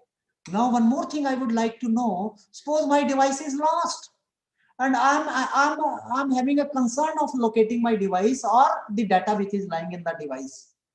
So please, you can note down one more website, that is a www.google.com/android/device manager. Device manager. Okay. Suppose if you are sitting in my class and your mobile phone is in silent mode, and in silent mode you lost your mobile phone device, it is still buzzing. मतलब suppose आपका mobile phone अभी भी चालू है, but क्योंकि since it is in a lock, it is in a silent mode, you are not able to hear the sound. But through this website, you can ring your mobile phone even it is in silent mode. You can locate your device in a real time. You can delete the data of your device so that it is not, no bad guy is able to make use of my data. So I would be demonstrating this tool in front of you, www.google.com/device Android/device manager. Okay, when I entered into this tool, now it is telling me that my device is a Vivo 1606, and if I click on the I tab, it would tell me that the IMEI number of my device is so and so, and if I check for the location, it would, even my mobile phone device GPS is off. It is showing me the location of my device, perfect location. It is now my device is in Central Detective Training Institute. There is no use of even switching on and switching off your GPS. It identify the location of your device through tower. Okay. Now what else I can do? My mobile phone is now mute, is in silent mode. I can play sound. It is telling me that I am attached to one Wi-Fi named a hostel, and the battery of my mobile phone is a 91%. I can play sound. If you listen the sound, are you able to listen the sound? My mobile phone is in silent mode, still it is buzzing. I can stop ringing. Okay, I can secure my device. Secure means that I can put a lock on my device.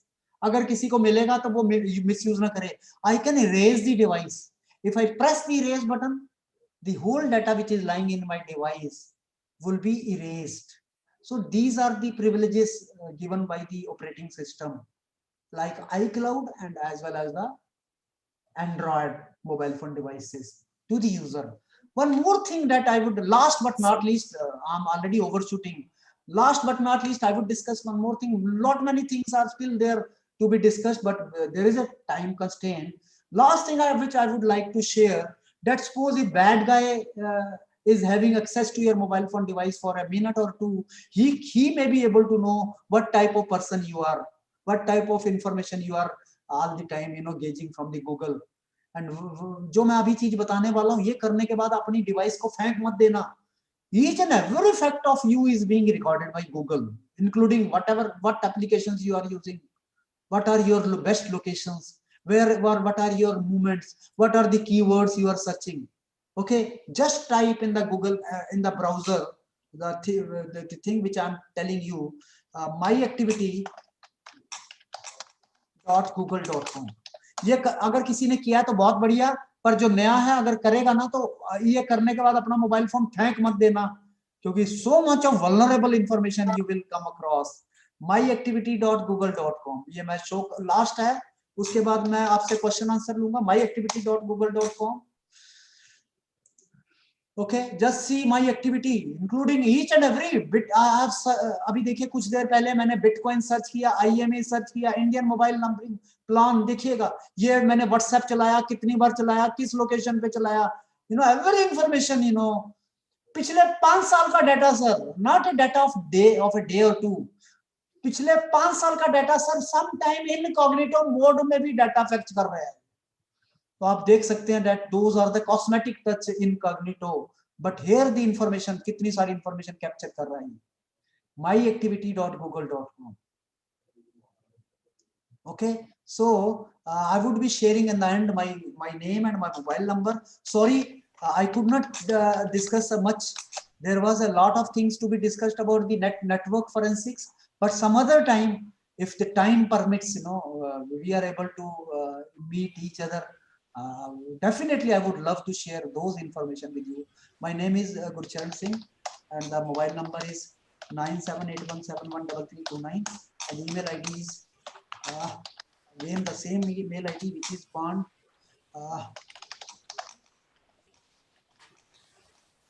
you can note down this information. I would share it in the chat box itself.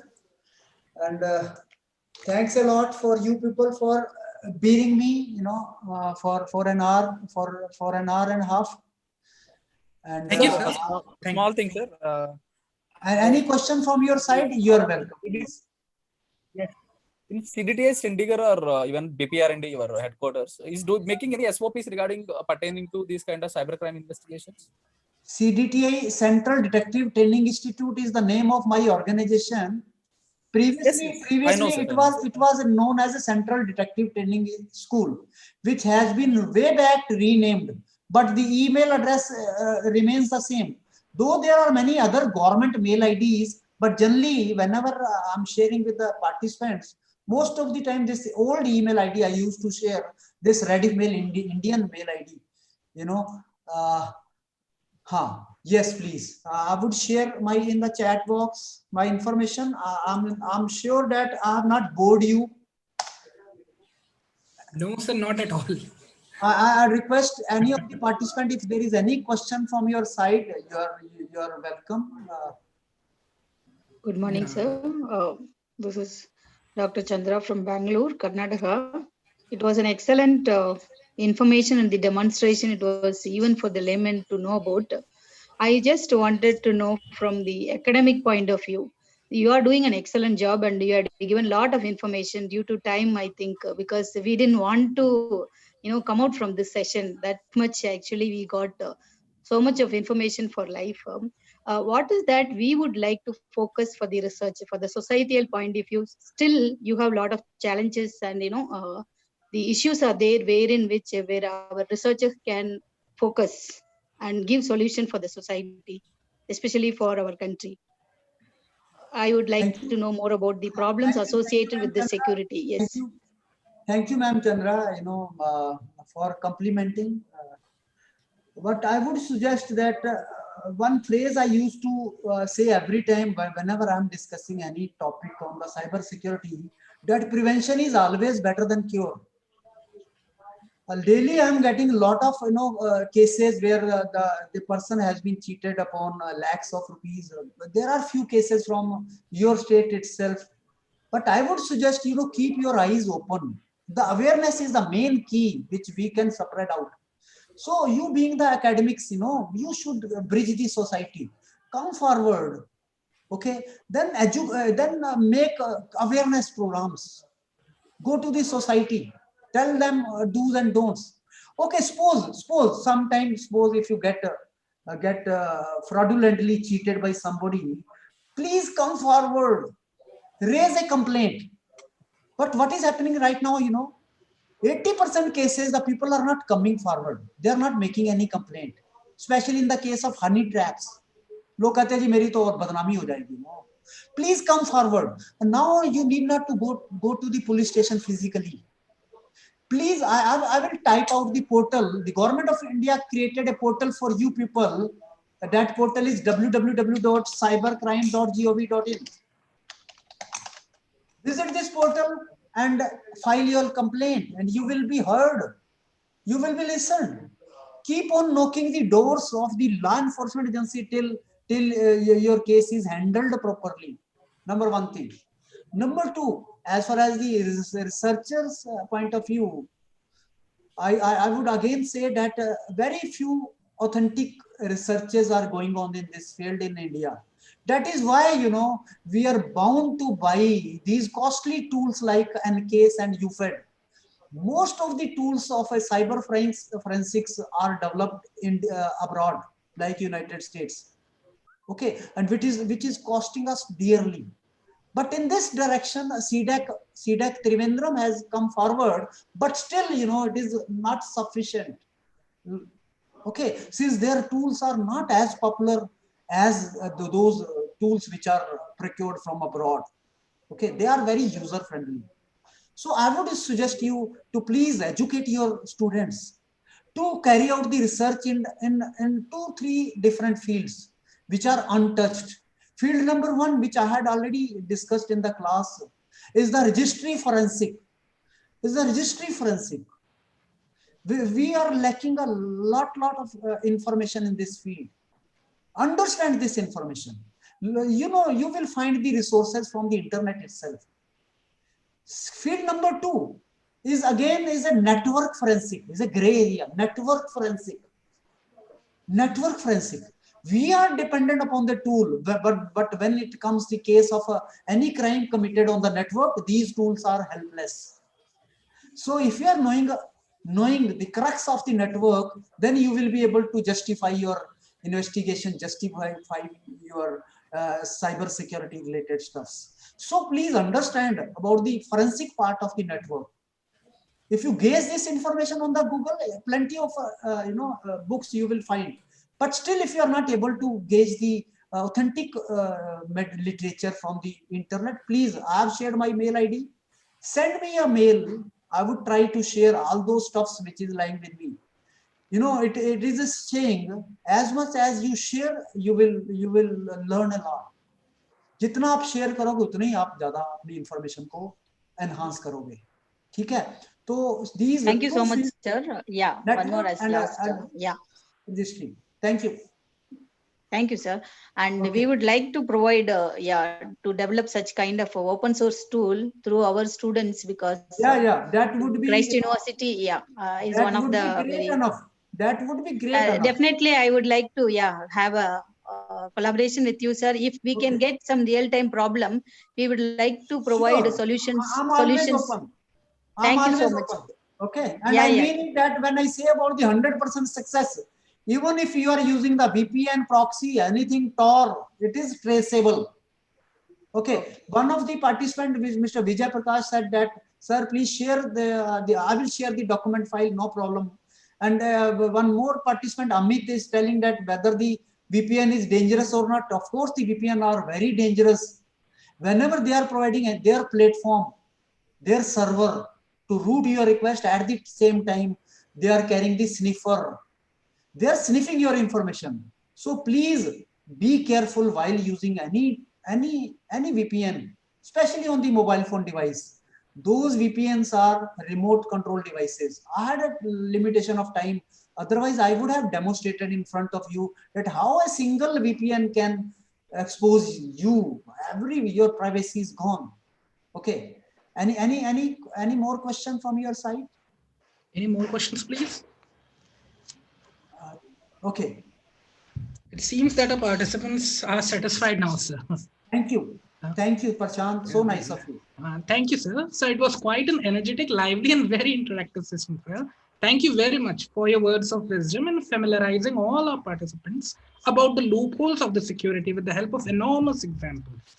The intensity and depth of your talk has opened our eyes and probably has given an excellent coverage of possible research solutions in the field of cybersecurity. It will definitely help us in our future endeavors, sir. Now, once again, I would like to thank you, sir. Okay. Now I'd like to call Dr. Karan Singh, sir, to deliver vote of thanks to our speaker. Karan, sir. Yeah. Hello. Yeah, thank you, Prashant. Sir, it is our great pleasure that you come and join our session and provide the very informative session and lecture. I think all participants who have attended this session, they take the benefit and they have aware about the different type of the aspect of the cyber security. Hope they will use the already what you have provided the information and care about the cyber security and take the remedy, as well as suppose something is happen with them or belong to them, so they will contact you and try to use the some remedy. So in future also we will provide you, sir, two session, because I think you have the lot of knowledge and a lot of information with you. So we will give in future two session if you will be agree, and hope you will come and accept our invitation in future also. So thank you very much, sir. Thank you, Karan sir. It's my pleasure. Okay, thank you. Yes, sir. Thank you. Thank you, sir. Thank you very much, sir. Thank you. Take care of yourself. Yes, sir. Thank you. Okay, sir. Now we are heading for a break of 5 minutes. Please assemble here. That our next session is going to start. Prashant. Yes, sir. Next speaker is with us, so make him as a co-host, Dr. Shyam. Okay, sir. Shyam is there.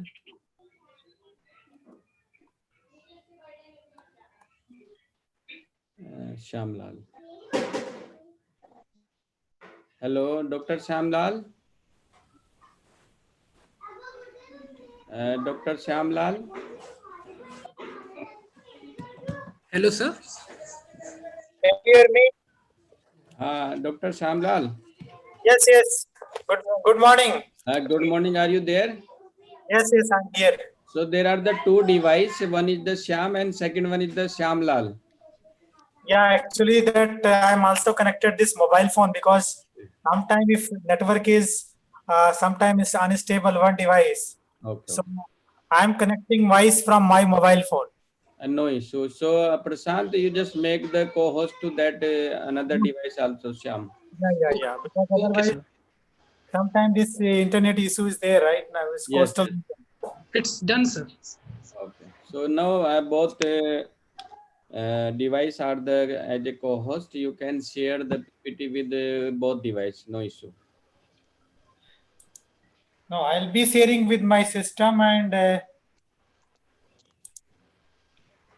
After 1 or 2 minutes, you can share. Before that, we will provide the information about you. Okay, no issue.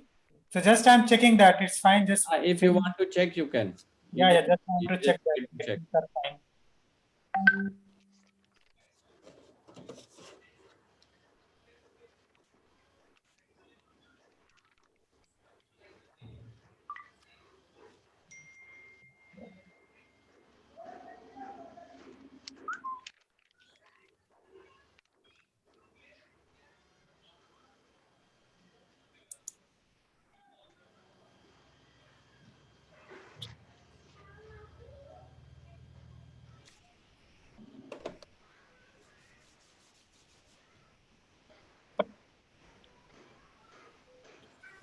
Hello.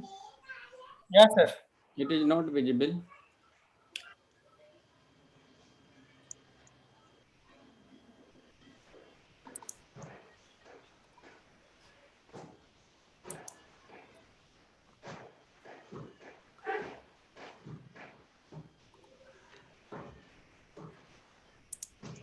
Can you see that now?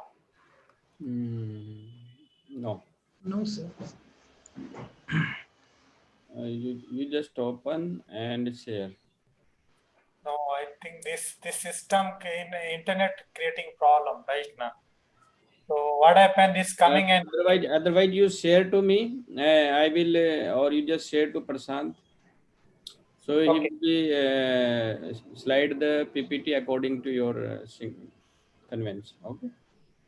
right. I'll do that then. Yeah. I'm sharing you. Yeah, please share me on WhatsApp or email. No issue. So Prashant or Rishabh? Rishabh is there, sir. Rishabh. Yes, sir. Yes, sir. So I will forward this PPT to you, and you just scroll according to sir requirement. Okay, sir. Okay. So you just find out the trail between you and sir.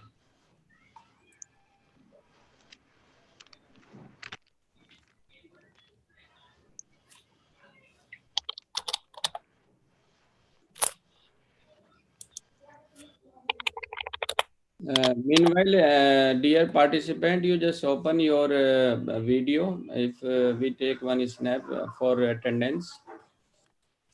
Please, I request all the participants to please open their video.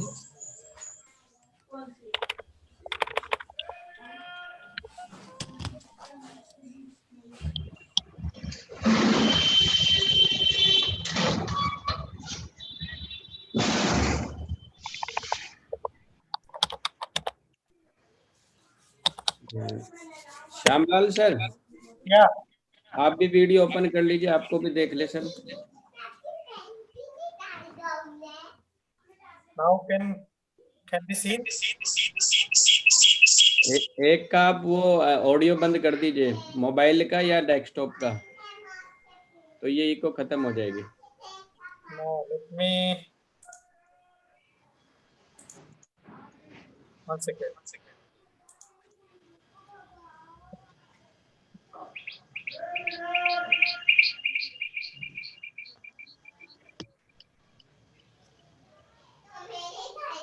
Yes, we got.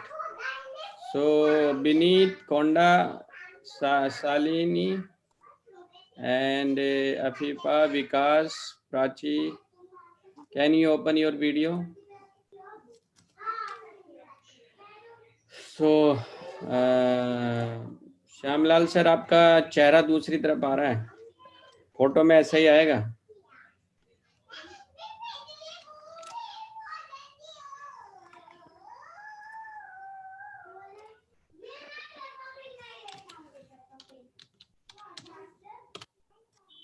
Is it visible, sir? एक तो photo ले लिया हमने पहले page का.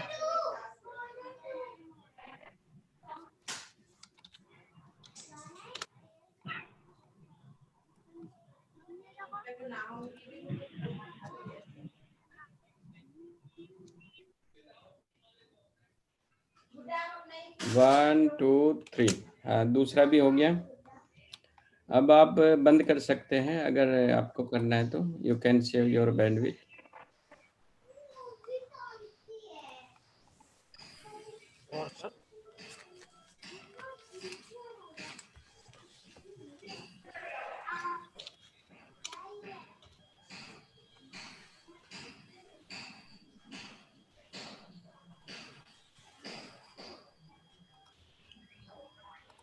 One more information for participant. We have already provided one list about the status which is available on the FDP website. So kindly check. We have provided the information related to attendance, he or she is present or not, and he or she is appear in exam or not. So kindly check. If there is any issue, then you can raise in WhatsApp or directly to us. So the list is available on website. You just visit participant page.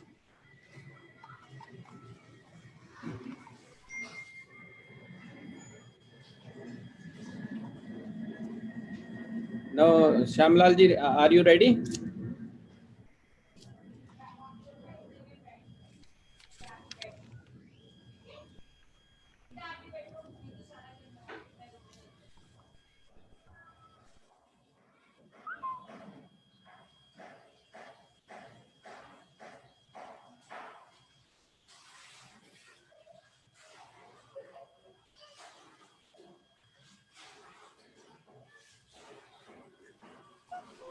Shamlal ji. Hello. Yes, sir. I'm here. Are you ready? Yes, yes, yes. Okay. So can we start? Yes, sure. Okay. Prashant. Yes, sir. I am sharing the PPT of the sir. Then you just start. Okay, sir. Good afternoon, everyone. I, Prashant Kumar, once again welcome you all for second session of fifth day of FDP on cybersecurity. We are ready for the next session to begin, and for that, we are very lucky to have Dr. Shamlal sir from National Institute of Technology, Surathkal, joined as a speaker. Welcome, sir. I would be delighted to give a brief introduction of our speaker. Dr. Shamlal sir has more than 19 years of teaching and research experience. He has supervised 5 PhD students, and currently 5 PhD students are working under his supervision in the area of remote sensing, medical image processing, cybersecurity, and IoT applications. He has published more than 75 research papers in the area of digital image processing, remote sensing, and medical image processing at international and national journals and conferences. He has completed R&D project funded by SERB DST and currently executing 3 R&D projects funded by Government of India. I consider it a great honor to welcome Dr. Shamlal sir, who is going to present hands-on deep learning for cybersecurity. I request you, sir, to please proceed over the session. Over to you, sir. So thank you for giving us my invitation, Welcome, Dr. sir. Singh. So I request you please just share the slide so that I can start. Have you shared to me? Yeah, I send you Okay, I will check. your Gmail ID. Yes, I received.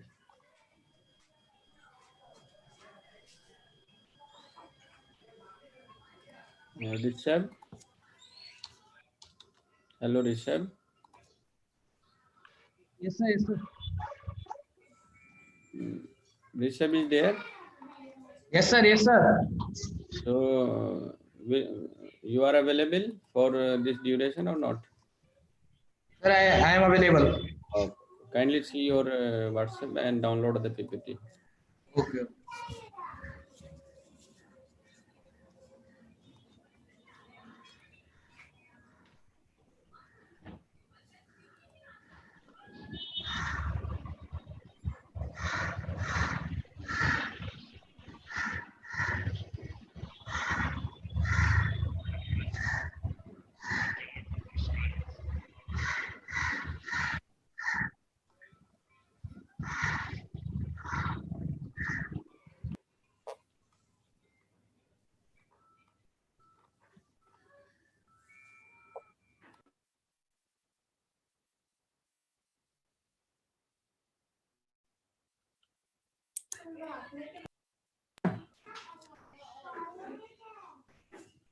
Hello.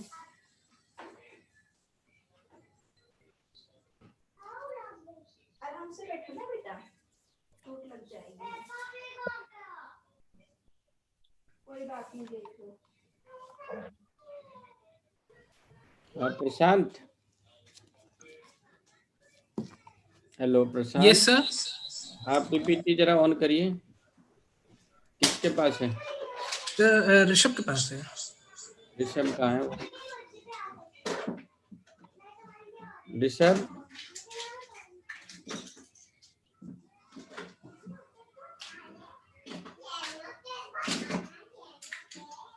Hello, Rishabh.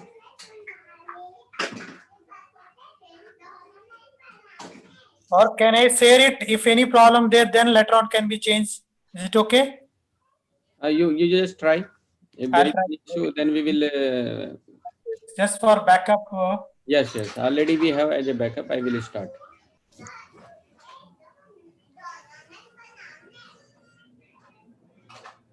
Now coming. Yeah, it is visible. So just do the full screen. Yes. Okay. I'll start. If any issues there, then I'll stop and then Yes, yes. can be shared. No issue. Okay. So good afternoon and all. I'm going to talk on hands-on deep learning architecture for cybersecurity application.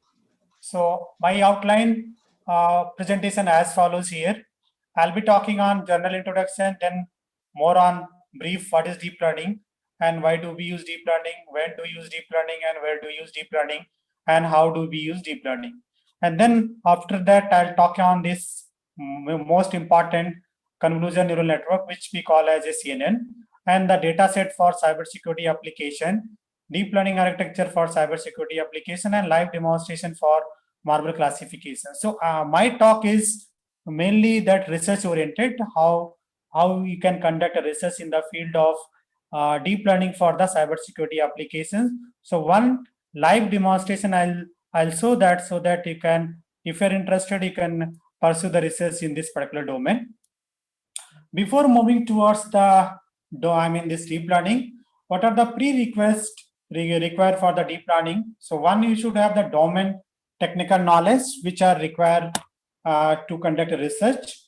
First important that you should have the knowledge on the linear algebra concept. You should have the probability and statistics concept you should familiar, and you should have the fundamental knowledge on the this image processing, and then a fundamental concept of the computer vision. And last, the next is a strong foundation on artificial neural networks.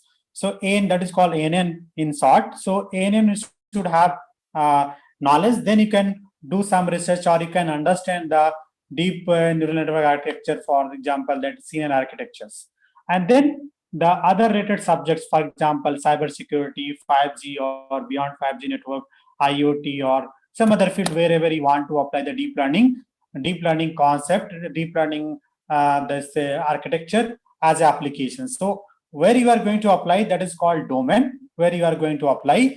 And deep learning is nothing basically as a tool which you can apply in any field of engineering and technology where you have available the sufficient amount of data. Then we need, as a beginner, you should also have this software skill, which we should have the Python coding skill. Then you should have the knowledge about OpenCV 2, that is the OpenCV library, OpenCV computer vision 2. And then also you should have the knowledge about the scikit library. So these are the three primary that the software skill which is required before jumping to the doing any research in the field of deep learning area.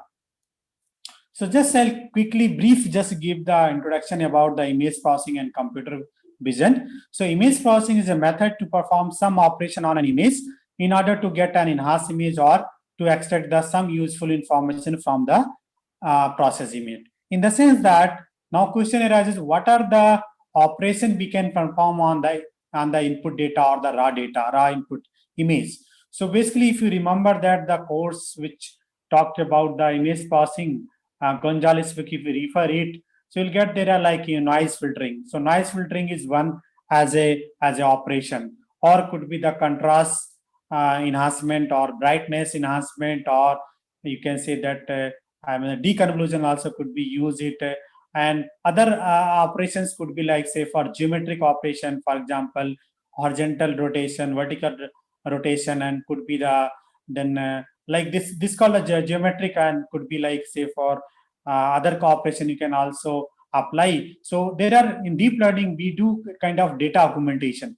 So data augmentation, nothing we do, even this cropping also one operation which we can crop the image from the given input image before applying the deep learning architecture or before giving to that input to the deep learning architecture. So these are the many operations which we need to perform on the raw input data. So in fact, here what is happening, just we are converting from the one image into a other image form. Nothing, it does not talk about the understanding about the content of the input image, just process image. Just we are converting from the one image into the other image. Once, if you want to understand the content of the process image, then we have to go for the either the human visual system, or we have to go for the computer vision system, or we call the automated system, where we can use deep learning as a one, or AI based system, which could be used for automated content analysis or the extracting image, understanding the image as well.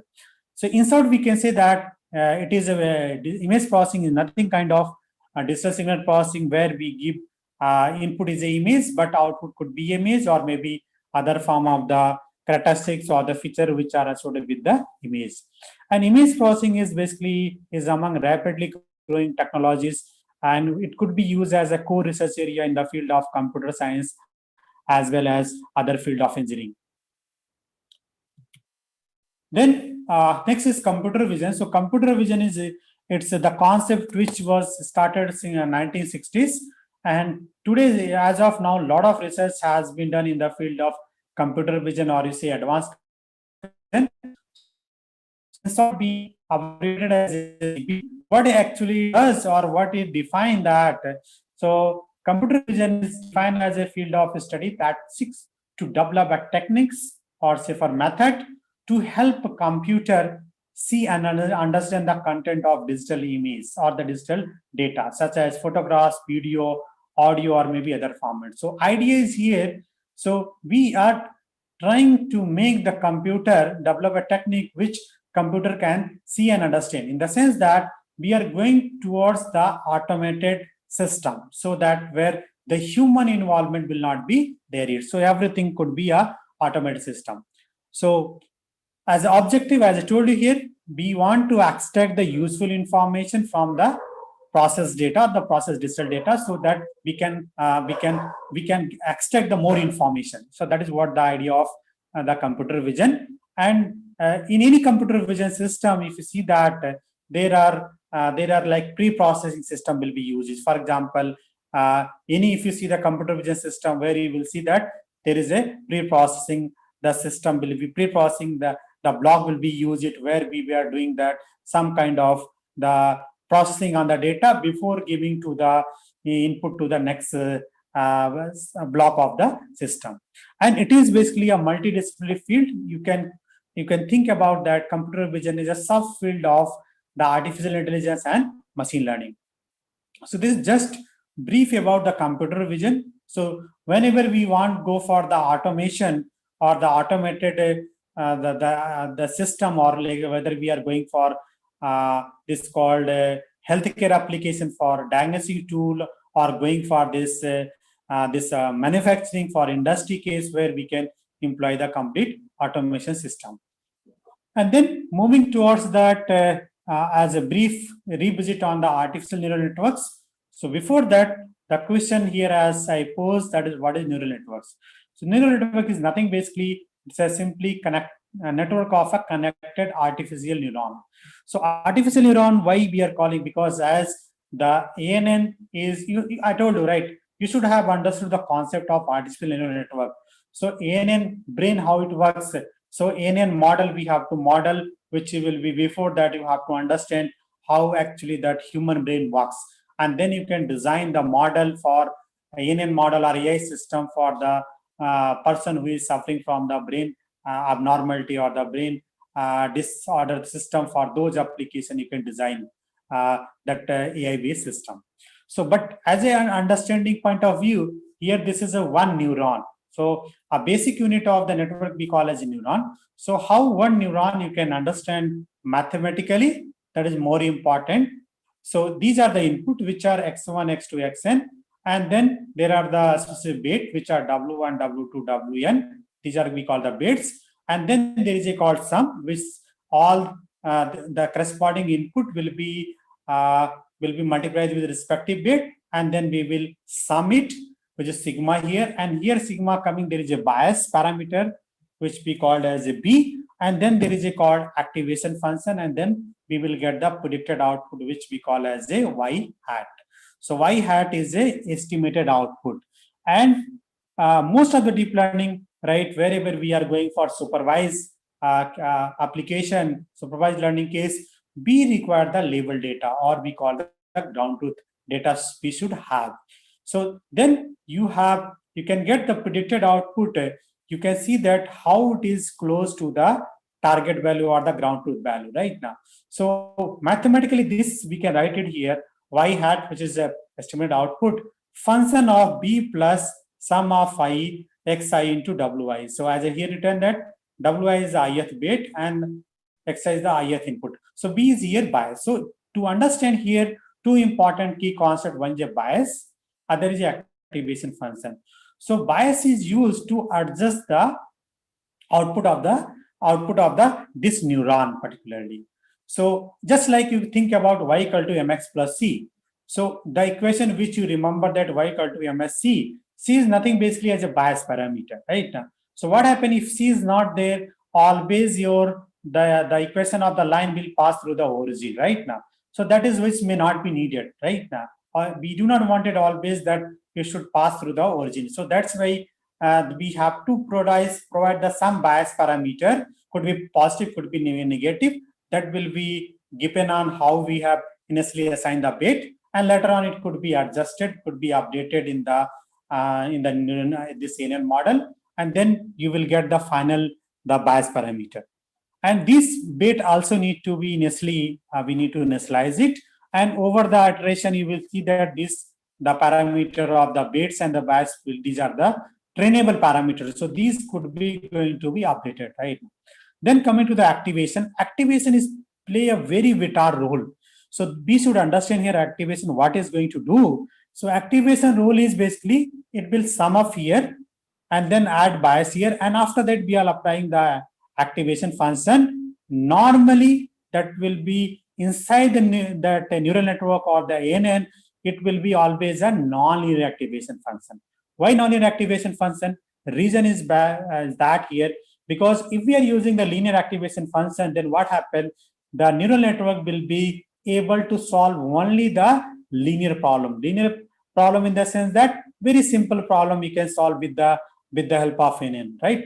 But if we are using the non-linear activation function, then this activation actually provides give the power to the neural network, which is able to solve the non-linear this problems, or say for complex tasks, for example, going for classification or looking this healthcare application where you want to do for subtype cancer detection, or going for this in a satellite data where we have plenty of data, satellite data is available, how we can use the satellite data for the different kind of applications. So this is what we have to use the nonlinear activation function. And this activation function having three important property. It should be a nonlinear, number one. Number two should be a continuous function. Number three should be continuous and differentiable. The activation function should be a differentiable.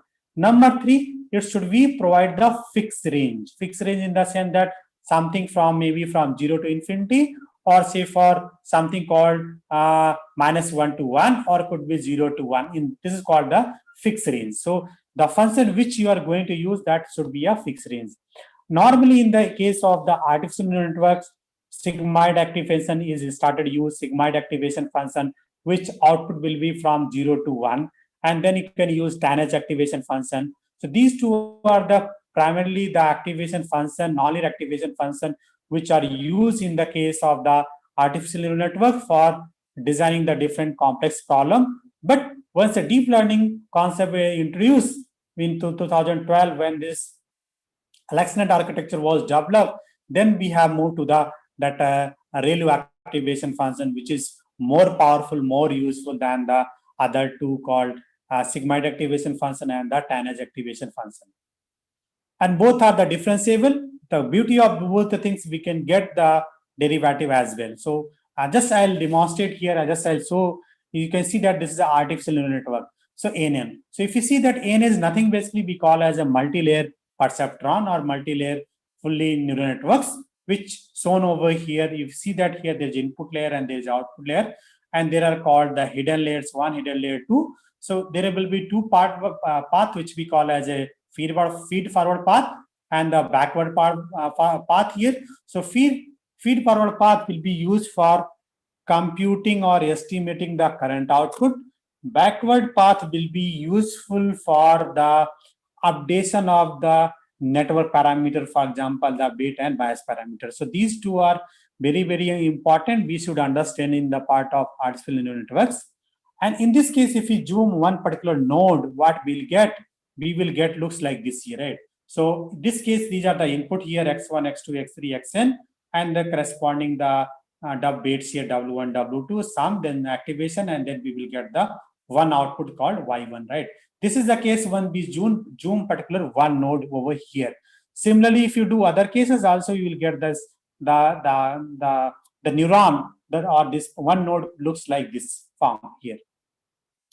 Then to understand mathematically, there is a lot of mathematics involved to understand the artificial neural networks. I'm not going to talk about all those things, but what are the component is important for you. If you are not knowing, you should have the knowledge little bit here, because we need activation function, for example, sigmoid, tanh, these are the nonlinear activation function, and we should also have the knowledge about the derivative, so as these are the nonlinear activation function. Then we require the loss function and its derivative.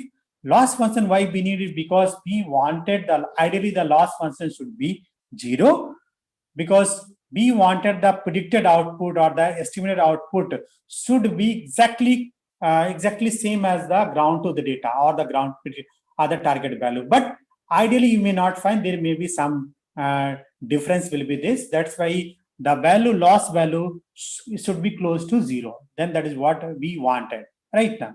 And then we should be able to get the derivative of the loss function. We'll talk on this CNN part, what are the loss function, we can use it. And to get that right now, the loss function, like whether it's log or loss value is close to or 0, and the loss function, right, we need to minimize it actually right now. So normally deep learning or neural network, we always try to minimize the loss function. So once we want to minimize the loss function, we require the certain optimization algorithm. So what optimization algorithm we use? That is called gradient descent optimization algorithm. There are having three basic called batch gradient descent, stochastic gradient descent, and we have mini batch gradient descent algorithm. So you can do any one algorithm and you can implement even the CNN architecture from the scratch. So first you should build the architecture from the scratch, and then you can go for the using the deep learning library as well. Then last is here output layer configuration. Output layer configuration, that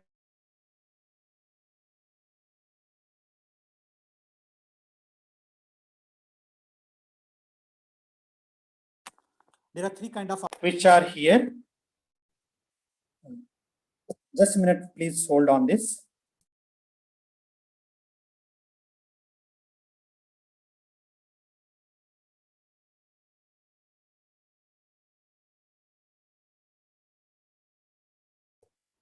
Am I audible now? Karan sir, or Prashant? Yes, sir, you're audible. Yes, sir. So Yes, sir, you are here. Output layer configuration, that will be, it's basically that depend on the application oriented. So there are three kind of application which we do in case of neural network field. That is called, one is a regression problem, and second is a binary classification, and third is a multi-class classification problem. So these three I will talk more on the further slides this year. So we will choosing the output layer configuration based on the what application we are particularly looking at right now. Then as a question I pose it, what is deep learning? So deep learning is a subset of machine learning.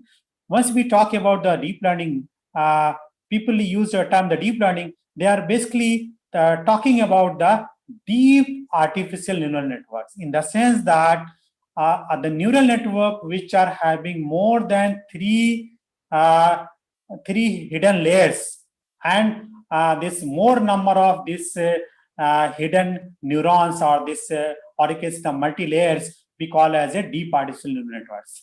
And as a part of this study, like engineering system as inspired by the structure and the function of the brain. As I told you, if you want to understand the artificial neural networks, or you want to understand the deep neural network, first you should have the knowledge about the how human brain works, and then you can think about how we are modeling that ANN modeling, or this how its ANN model is analogous from the this biological neurons. So, but to understand, to get away here is that if the amount of data increasing here, so you can see that the performance of the deep learning architecture is keep on increasing. So once we have this large amount of data, right, the performance of the deep learning will be superior than the conventional, the most learning algorithm, right?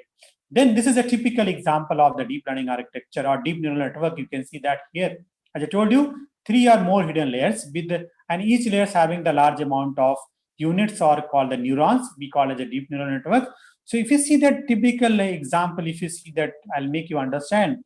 So if you see that input, how many nodes are there?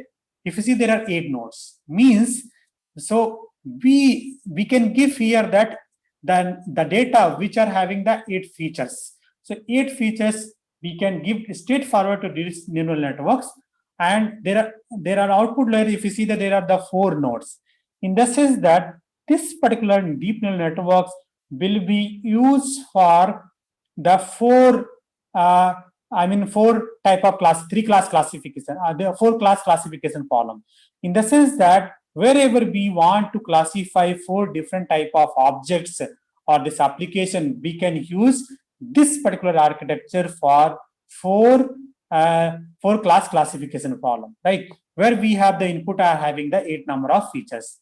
And you can see there are the hidden layers which are having the more. If you count it, you will get that there are 9 hidden layers, 9 neurons in each hidden layers are there. So 3 hidden layers, and each hidden layers contains basically 9 neurons. You can increase it also. But this is just a typical illustration you can understand. And there are a lot of the architectures or the deep learning architecture which are used. So it started with the classical scene, and then we have the linear 5 architecture, which was uses in 1998, which was used for the handwritten digit classification data set, which was having basically 8 cross 8 in size here. Then later on, extended application in MNIST data set classification for multi-class classification. Then AlexNet architecture, which was the breakthrough research in the field of computer vision area, or the advanced computer vision field. And then that was the VG16 architecture, which are, so AlexNet and VGG16, these are the very, very popular architecture, which is used for as a benchmark, that's a conventional architecture used in the deep learning for the classification task, and you can use for the other task as well. So these two are, there is one important challenge every year to conduct, started from 2012, we call as a ImageNet Large Scale Visual Recognition Challenge, short form ILSVRC challenge, which was started 2012. And these two are the basically the winner of, and this was with Chris Whiskey et al. By AlexNet, and this was the Oxford University group. They have developed this VG16 architecture. So both were the winner of this challenge in 2012 and 2014. So VG16 is nothing that is more stable or more advanced of this AlexNet architecture. So if you win this challenge, you are the the winner of the World Cup, which is we call the image classification algorithm, or in the field of computer vision, the field here, right? Why do we use it? So we have to use this because we have the advancement algorithm, we have powerful hardware, for example, NVIDIA, Google, Movidesk, this Nirvana, etc. There are many hardware, powerful hardware devices are available, which we can use so that our training become the fast, and we can work on the large amount of data. And also, as of now, we have the large amount of data available in the training data in every field, not only that image processing, healthcare, almost every field. Penalty of data is available. The best source is Kaggle. If you see that large amount of data is available in the field of the cyber security, in the field of this image processing, other field is available, you can use for your research application. The idea is we want to increase accuracy, complexity, and the real world impact. That is the reason. That's why we have to go for the deep learning. And also that deep learning area, we can also, the architecture can learn from the unstructured data. Unstructured data in the sense that the data which we do not have the ground truth, or we do not have the annotation, or we do not have the label data. For those applications also, we can use the deep learning architecture. For example, we can use GAN model, generative adversarial network, which will be suitable whenever we do not have the label data, or we call unstructured data. It's very, very useful. That a lot of real application could be explored, because I'm not talking about here more on, because I'm not debating the focus is only cybersecurity, but we have talked about, I have given about more than 12 the expert lectures since from this June, which focus on the different area of this application, deep learning, different field, image processing, healthcare, remote sensing field, that could be explored as well. So here is the more important, if we just, so every day, 90% data that every day is generated around the world, or we call as the unstructured data. And every month, 50 to 60% of this unstructured data is increasing. And none of the organization and this company, they are bothering about the unstructured data. Once they are start the bothering on this unstructured data, a lot of real application could be explored, and lot of even this job, say for the employment will also will increases, because once there is a lot of project is coming, then obviously there will be a job creation also will be, that employment that will also keep on increasing that. But question arises, what kind of the unstructured data is available? So unstructured data is available in different format. Could be text file, could be photo, could be videos, could be audio, could be web page, could be blog post, could be social media, could be presentation, could be call transcript, could be recording, could be open-ended survey, etc. Like that, many form the data could be available. For example, social media, your this Twitter, Facebook, all this data which is available could be used, could be explored some application. Then when to use nowadays is not a problem. We should have this large amount of data, that will be more requirement, but does not mean we cannot apply the deep learning for the smaller data set. Yes, there are architecture, for example, is unit architecture, variants of unit architecture, which you can apply even the small samples. For example, once you have the 50 samples also, you can work on this. You can apply the deep learning architecture. Also, we require the high-end workstation, because if it is there with you, you can train the model on the reasonable time, but do not bother about the learning will not be stopped. That you suppose you do not have the this high-end workstation or the infrastructure machine, that means you cannot work it. Yes, still you can work. Nowadays we have Google Colab. So Google Colab provides a 12-hour access, and they also provide the free GPU. You can run that, you can learn many concepts from the Google Colab. You can go for the Kaggle also provides. You can go for the cloud computing, Google also provides. So there are nowadays a lot of, even you can go for the NVIDIA also, where they will provide this free, that also you can use it. In fact, NVIDIA, there is called NVIDIA, that is called Deep Learning Academy. This is free. You can join it. You will come to know what are their activity happening on this workshop, tutorials. They will provide, you can use it for learning point of view. That is very, very important. So learning is not stopped because you're not having the resources. You not have high-end working machine. Yes, you can work. You can work on the cloud also. You can do the learning. Lot of will take place. Other interesting things, because deep learning is should not be about the feature, how the feature interpretation has been done, or feature interpretation you need not to bother, because deep learning case, the feature extraction will take place automatically at the different layers. I'll talk on that, how it is going to take place, the feature extraction. Because you need not to bother how the feature extractor has been taking place in the field of the deep learning. Also, when there is a complex problem, right? Complex problem also, that deep learning performance will be superior than the non-deep learning algorithm. For example, the complex problem, for example, image classification, natural language processing, speech recognition, like that, many other could be explored as well. So now question, where we can use the deep learning? So there are, because I am basically that machine learning and image processing guy. So I can talk only image processing, right? But can be explored broadly in the field of different engineering technology. Not only can be applied field in the computer science, IT, electronics and communication, can be used for the mechanical, can be used for this metallurgy, can be used for civil engineering, can be used for this even this chemical engineering. The course which I am handling here, that is called neural network and deep learning, where here my student belong to all these disciplines, the mechanical, metallurgy, civil, and this electrical. All guys are there in this attending. So it's basically that interdisciplinary course. Anyone can attend, can understand knowledge, and can apply in their respective field. But focus is here cyber security. You can see that is what primary focus, but could be applied in different fields: signal processing, image, healthcare, wireless communication, 5G networks, beyond 5G networks, IoT application, disaster management, robotics, agriculture, data mining, finance, email spam filtering. So these are the broad scope I am talking about. So this you can think about what is in the cybersecurity application point of view: spam email detection, malware analysis, intrusion detection, image spam detection, malicious URL analysis, domain generating algorithm. Like that, many you can explore the application in the field of cybersecurity application as well. Now, more important, you should understand this what you call this CNN, which is very, very important. I hope you, if you have gone through that, is well and good. If you're not gone through that you can think about that. So in deep learning, the convolutional neural network is nothing, basically the class of deep neural network.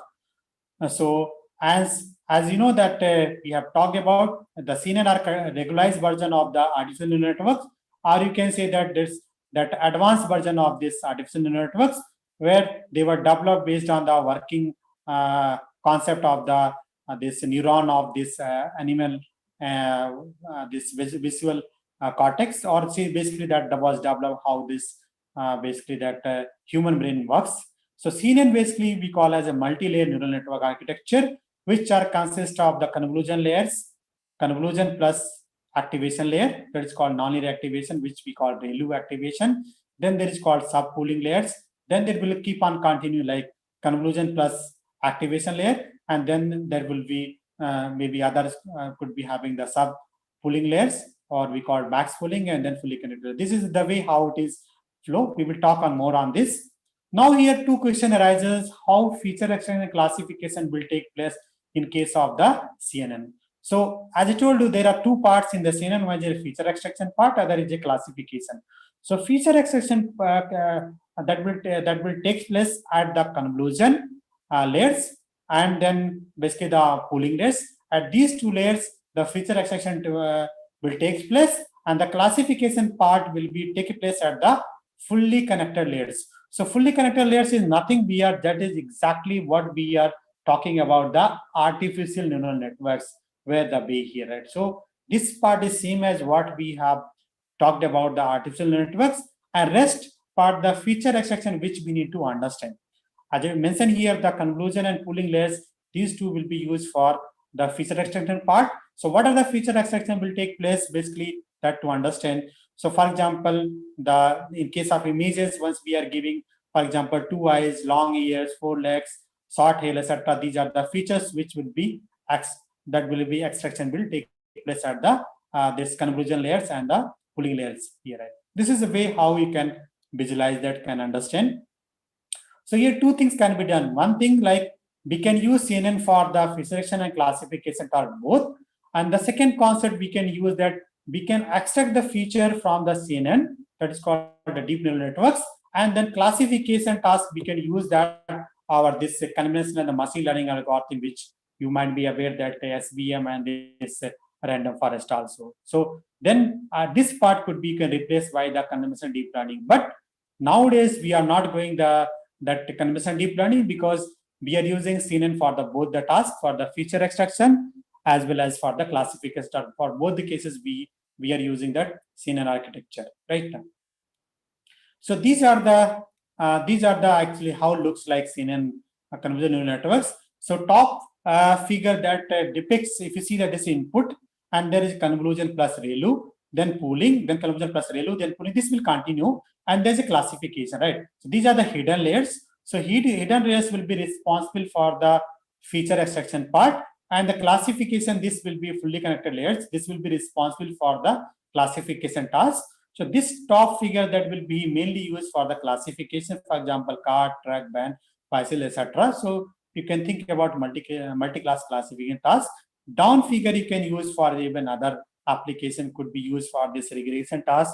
You can use for the binary classification task as well. Both are here same. That will be convolution plus ReLU, then pooling, and then convolution ReLU, then pooling. Like that, this will continue here. Right? So this is what the image we do. And if you see the structure looks like a wired connection of the biology and this some math of the computer science concept will be like this here.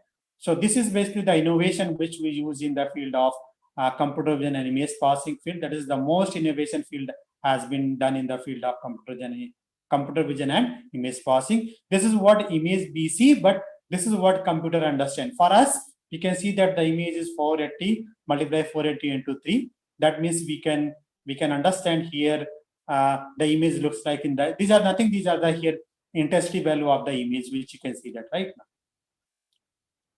Then objective is here very similar. How we are extracting the feature, the similar way the computer scene will extract the feature, but as a computer we need to give the numbers, array of the numbers we give as input. The computer will give the output number, which will be belongs to the nothing, basically the probability of the certain class of the image. Could be like the cat, dog, or this could be the birds, etc. That could be giving the probability of outcome, which will belong to the certain class. And this is exactly same as how our brain works. So it will extract the low level features in the beginning, and then it will generate the high level features from the once we are moving toward the further layers, and also extract the high level feature. For example, this eyes, etc. These are the high level of features.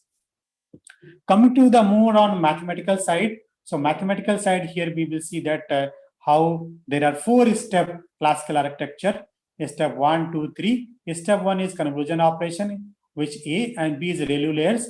Step 2 is a pooling, and step 3 is basically flattening operation, and then step 4 is a fully connections. So here we should understand the math behind this.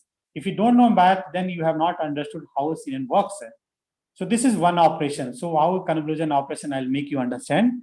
So input to convolution layer. So what we are going to give the input, basically before giving to the input to the image to the CNN architecture, make sure that you have to resize the input, in the sense that we have to make the square image so width and height of the input image is same.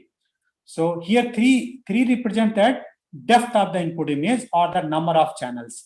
So normally in deep learning, what we call as a depth of the input image.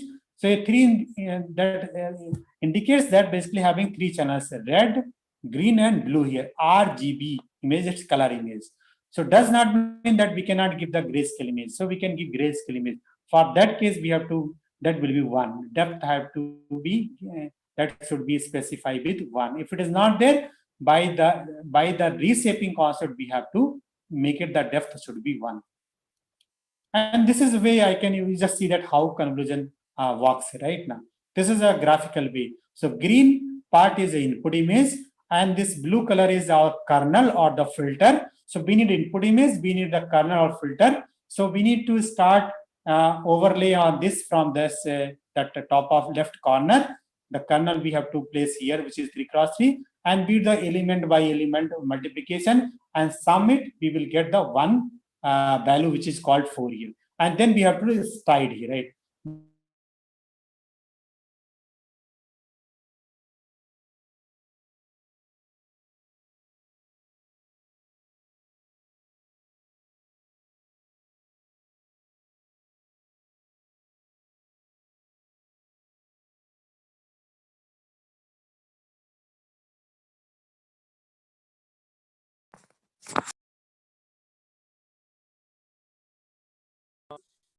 See deep learning library, even this NumPy library or this scikit library, what are the library, open source library are available?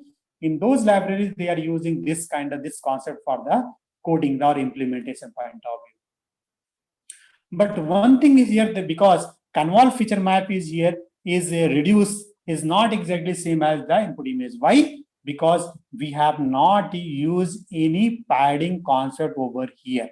So if we use padding concept, then we can get the convol feature map is same as the input image feature. So what how we can do? We can get the zero padding. So whether we have to use zero padding or two padding depend on the kernel or the filter. What we have here, the yellow colors. So number of padding equals to the bit of the filter minus 1 divided by 2. This is decide that how many padding we can do in the input image so that the convol image or the convol feature map should be same as the input image. That is what the mean here, right? And then one more concept here after convolving, how to find the feature map of the convolved image. For that case, this is the mathematical understanding, finding the dimension of the output feature map from the input image after doing the convolution operation. W3 bit of the convolved image, W1 minus W2. W1 is the bit of the input image, W2 is a bit of the filter, and twice P is a padding, which is nothing here, the mathematical formula, bit of the filter minus 1 divided by 2, divided by S. S is nothing but stride. So previous case we have seen that stride is 1. So if you want to exact get, the stride will be here 1 plus 1. This is the standard formula for bit. Similarly for height, H1 minus H2 plus twice P divided by S plus 1. So we can get that, we can calculate with the pen and paper, and we can verify that whether the feature map is correct or not. So we can use with pen and paper understanding. So these things are important to understand pen and paper. So output size will be W3 into H into NC. What is NC? NC is nothing basically the number of channel or the number of filter used to convolve our input image. So you can understand graphical bit downside. So this is input we have given to the convolution layer first. And here if you see that H1, W1 and D1 is nothing that depth or this number of channel of the input image, and this is a filter. So this is a filter what we have using it here.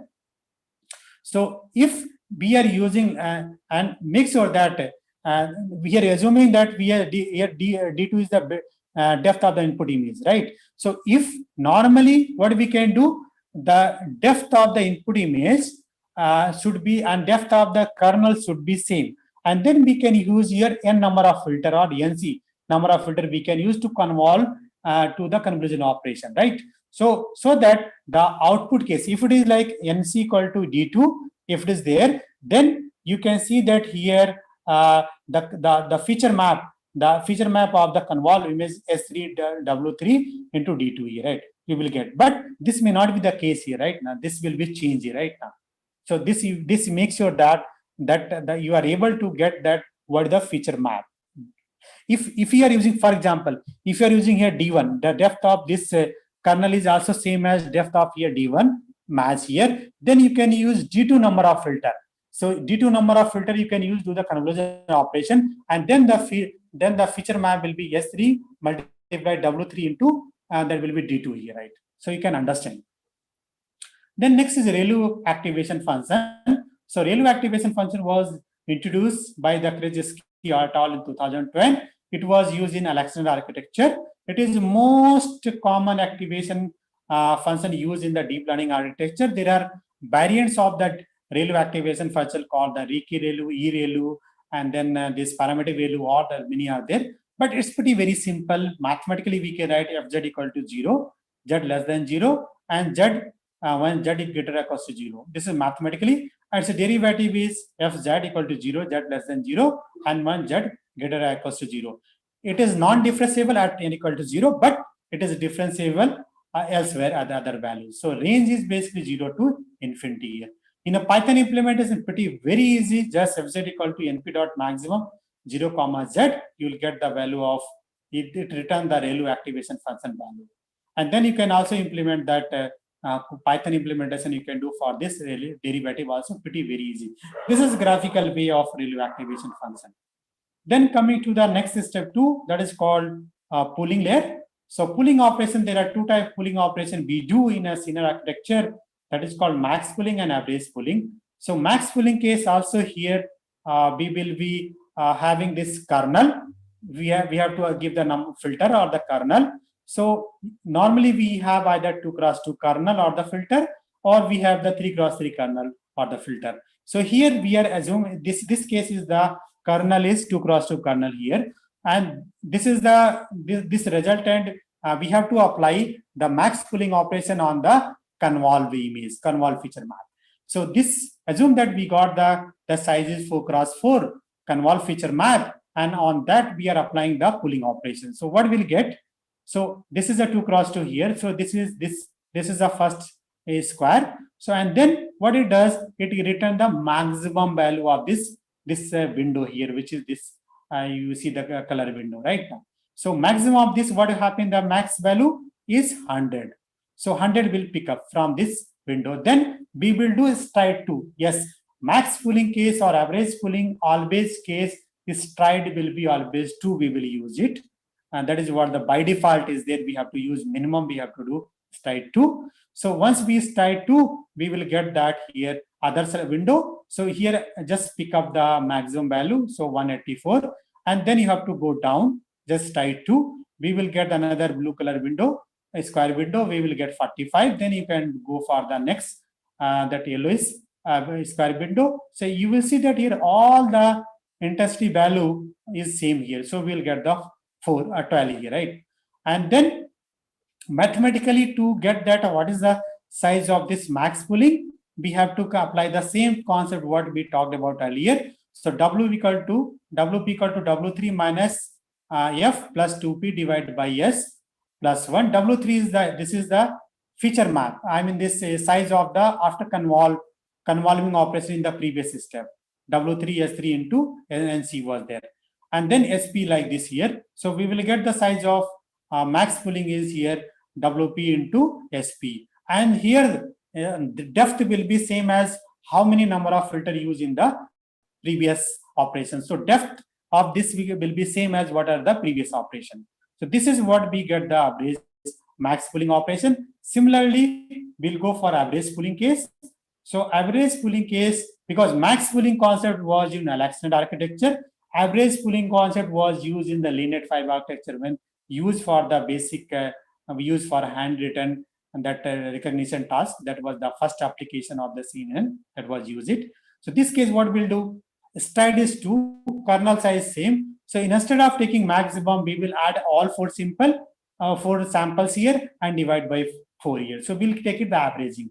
So we'll get 36. Then add all 4 samples in a square window, we'll get 80. Then add all 4 this square window, we will get the 15. Then add all 4, we will get 12. So we are basically adding all samples and we will get the average value. So this is what works with the average pooling.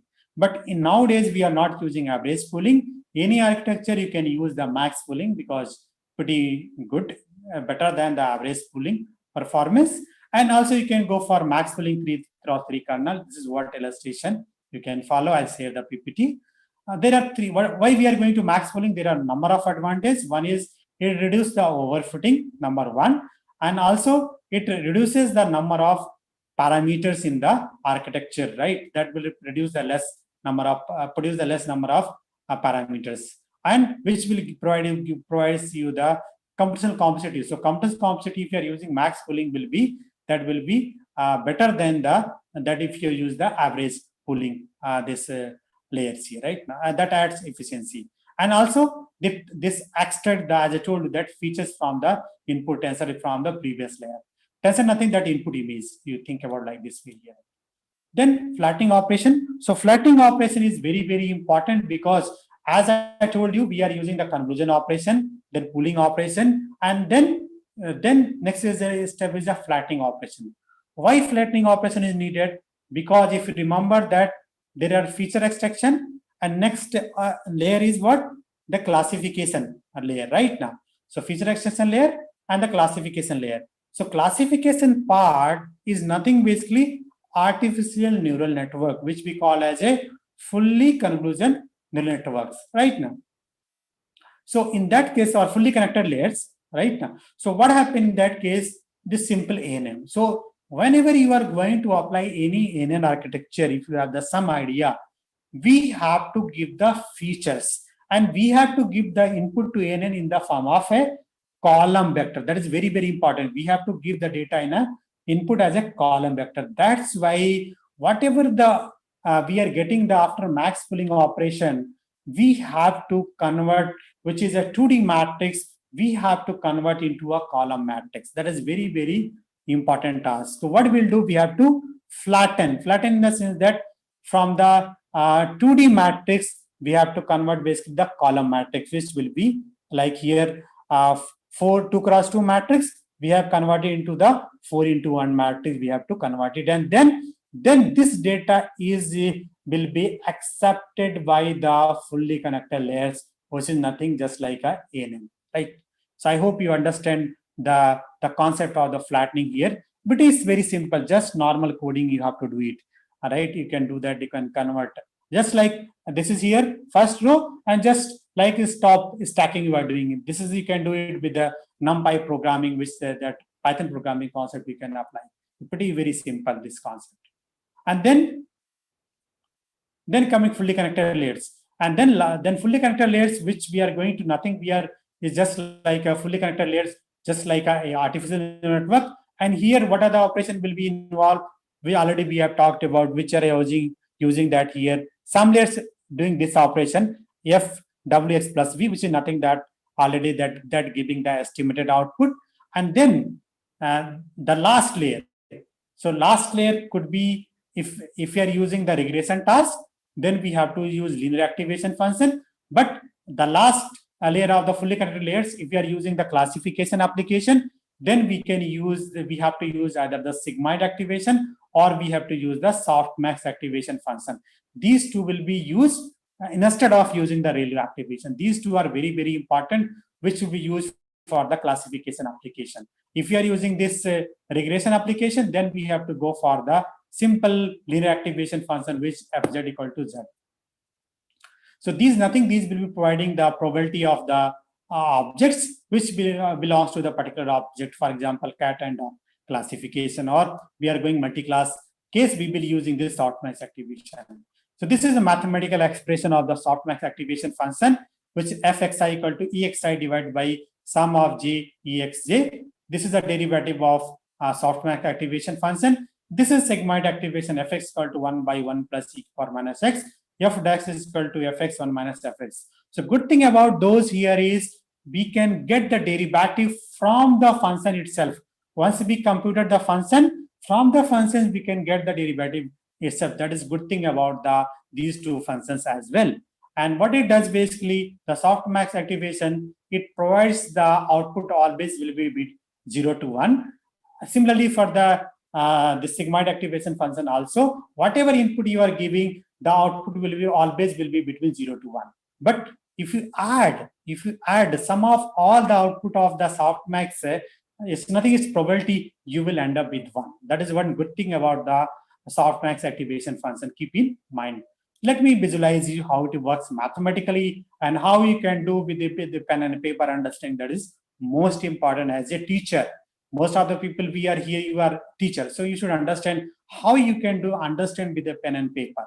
So this is here, say input here 1.2, 0.9, 0.4. These are the input we are giving the softmax activation function. So that give the output 0.46, 0.34, 0.20. So how we can use the previous formula which we talked about here. So y1 equal to fx1 equal to ex1 divided by some j e power xj, j equal to 1, 2, 3, because here 3 class only. 3 classes here. So we are interested. So we'll get j equal to 3 e to power xj. And then we can expand it e to power x1, e to power x1 plus e to power x2 plus e to power x3. Just substitute the value of in this expression x1 and x1, x2, x3 in the denominator case. You will get it the end of the value 0.46. And then similarly with the pen and paper, you can compute the value of y2, y3.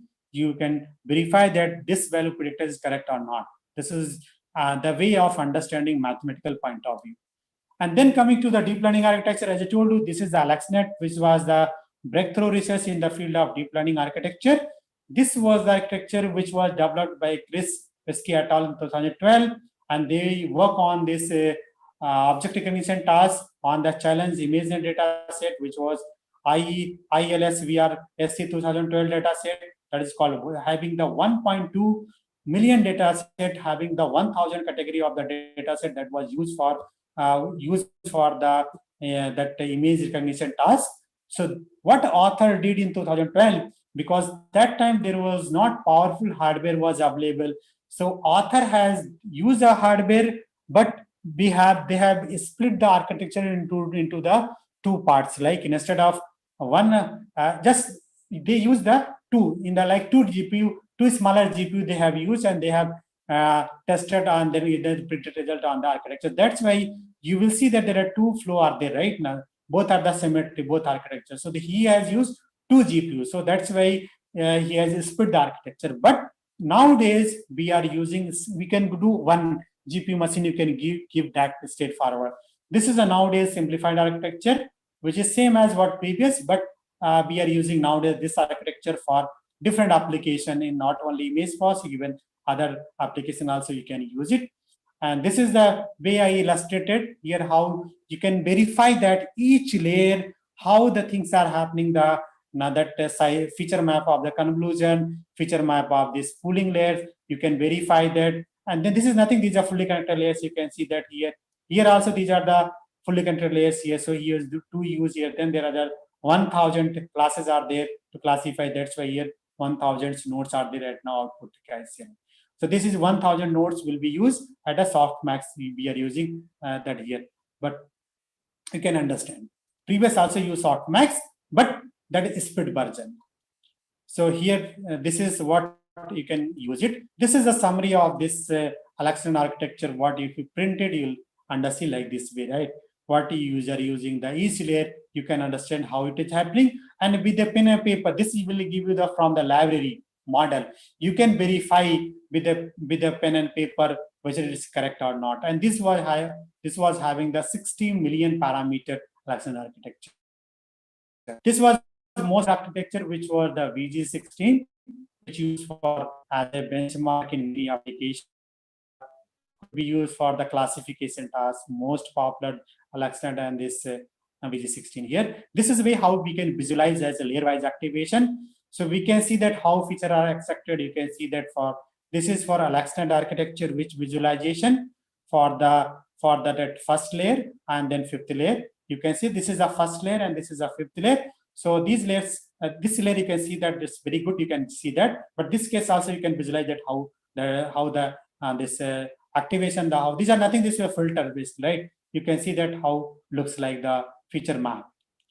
This is for more as a convolution layer sort of layers. You can see that this was the convolution layer of the first layer, and this was the right side the second layer here. If you see that train model on the Alexandrian architecture. This both lectures, both convolution layers, you can visualize the features, which could be even this is even more pretty and you can understand. But right side also having one good thing, you cannot understand. But what you can see that it's basically smooth, right? And it can be, and there is no noisy structure. I mean, there is no noisy. You can still that will be more understable, right? You cannot figure out what is exactly happened, but there is no noisy, and there is a smooth feature map. You can see that will be used right now.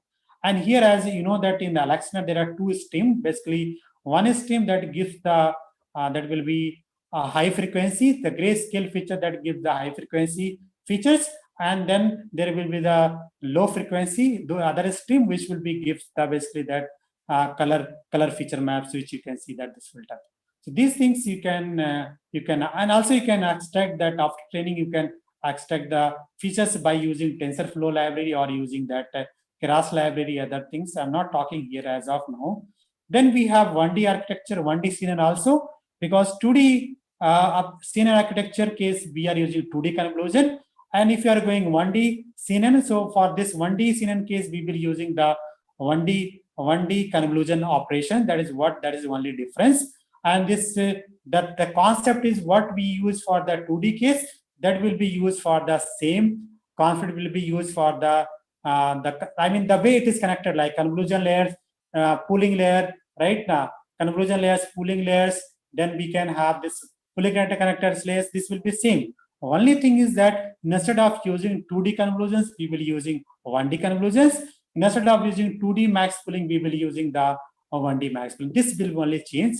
Rest will be the design architecture will be similar to what we did for the 2D case.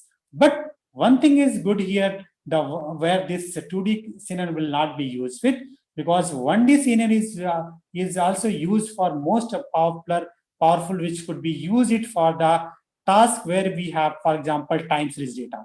So for time series data application, or we have NLP, natural language processing, or the signal processing application, or wherever we are interested for the on the shorter length of data, for those applications, this 1D CNN is very, very useful, very, very suitable. For example, audio application, for example, speech recognition, speech denoising, or audio denoising, audio filtering, speaker recognition. For those applications, this you can use 1D CNN architecture, right?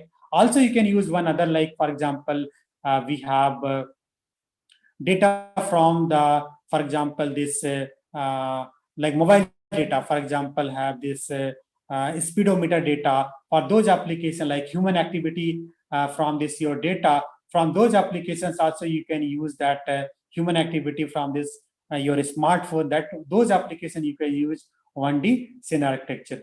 Also you can use for as NLP, I told you, natural language processing, that can use it. And for this NLP also you can use LSTM, that is called long short term memory, which is nothing the part of basically that recurrent neural network, that is different entity of this part of the deep learning architecture, that could even this more powerful, that you can use it, think about. But this is the way how 1D convolution work. I'm not going to talk about this illustration, because if I'll talk, I'll not able to make you that hands-on session, which is most important. Just I'll give you, just try to understand. So difference is, as I told you, same as, only the difference is how we are giving the data. So data input will be different. The concept is same. Only the difference is the way how giving the input data, that's only will be different. And the filter will be, we are using 1D filter instead of 2D, that is told you here. So rest, as I told you, the difference is this could be used for as a we are giving that 1D data. That's only the difference. This is, you can understand for like if any sentence is there. So one sentence we have to split into the words. So how it will scan it? Like it will scan this particular case. If you see that the words is included in the form of as each word, right?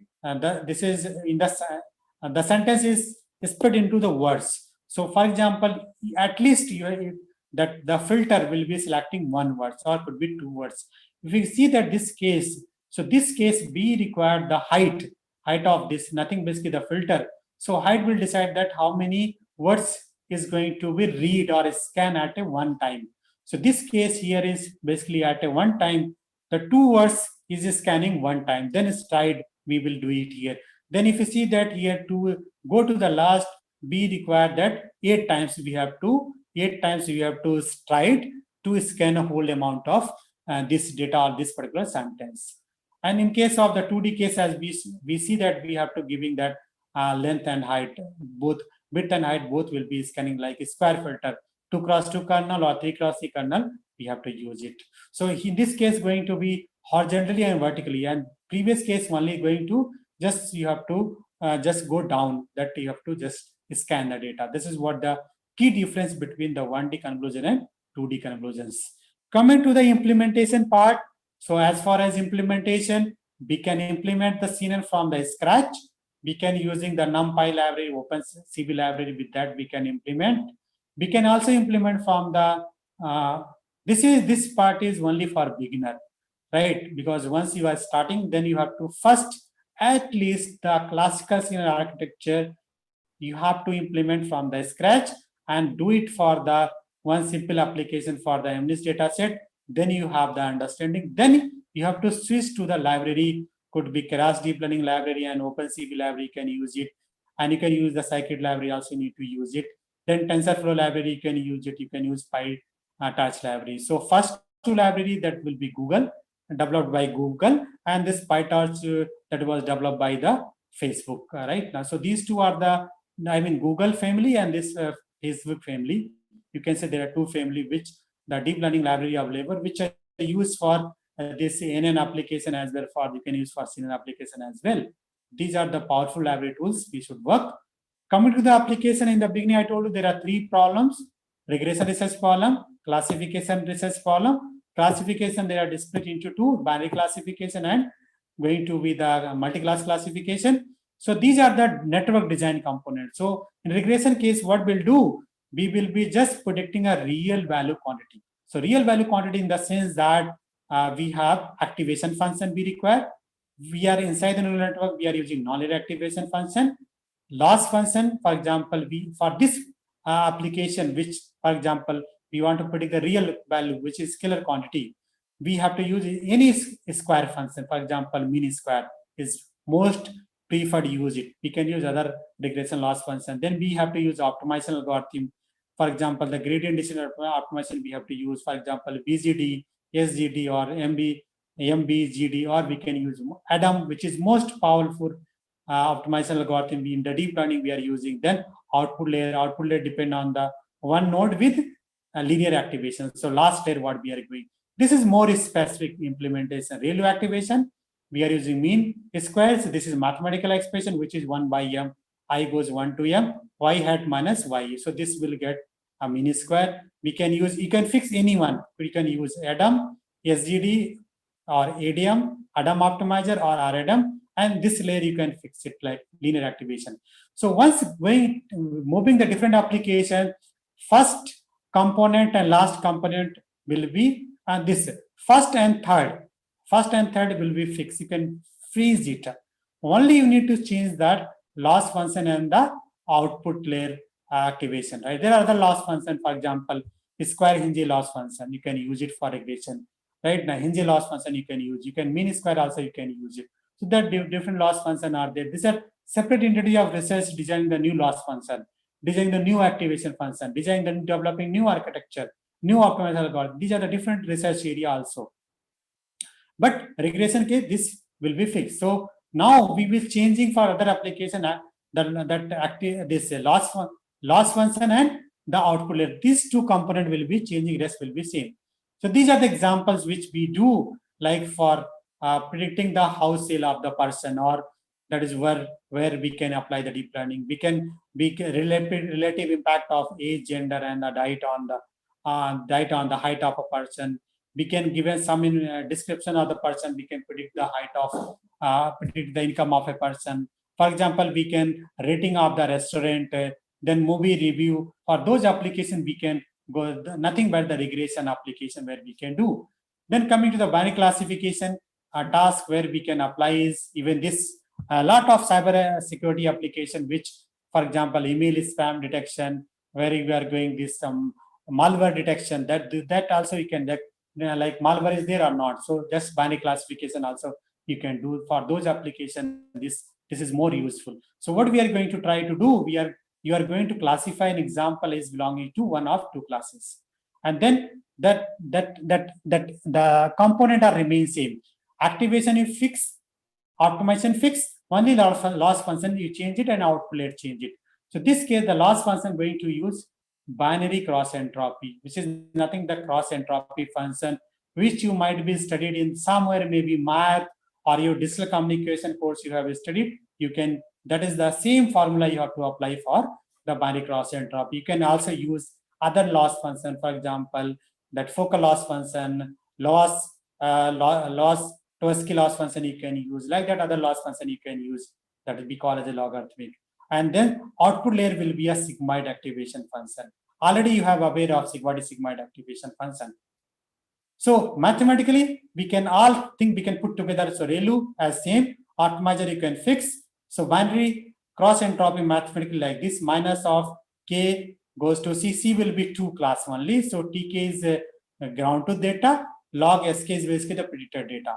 So here you can see that the last layer will be fsk 1 by 1 plus e की power minus sk. I hope you can understand mathematical way of implementation. This is a visualization of 2D scatter plot 0 to 1 and binary here.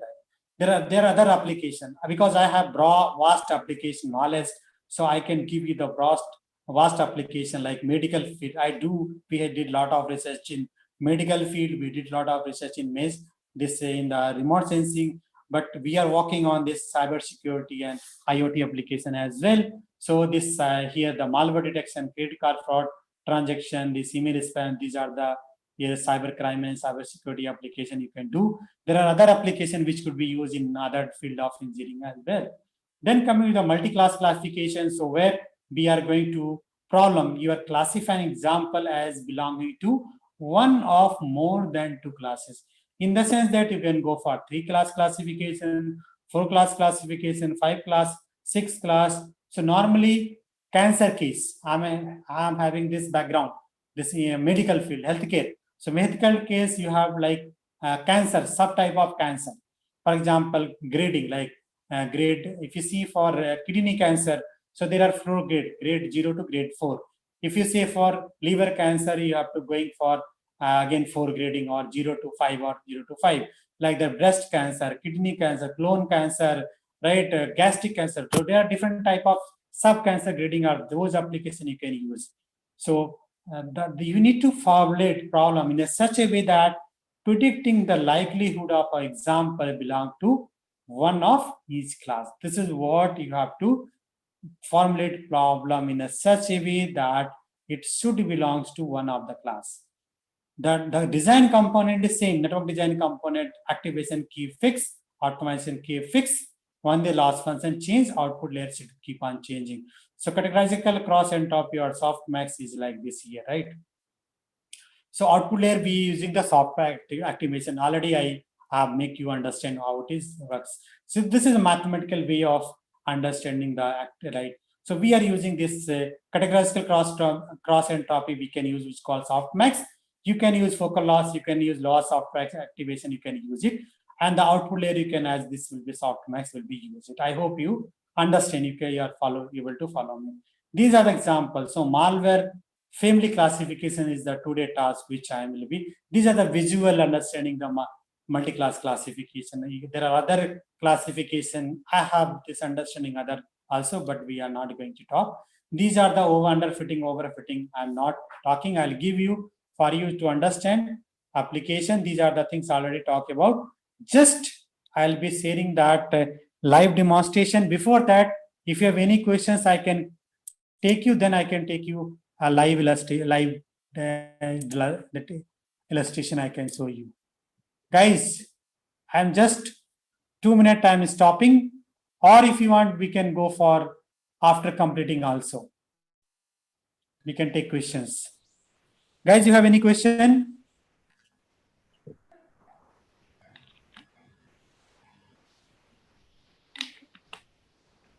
Are there any participants who want to ask any question?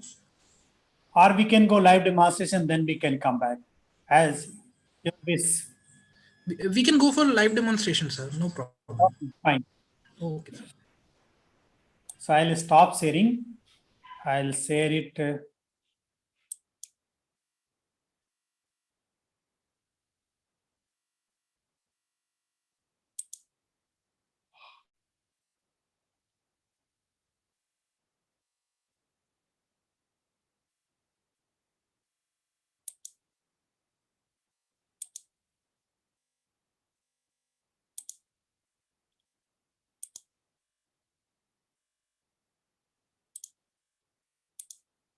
Can you see that? Is it visible screen? No, sir. It's not visible.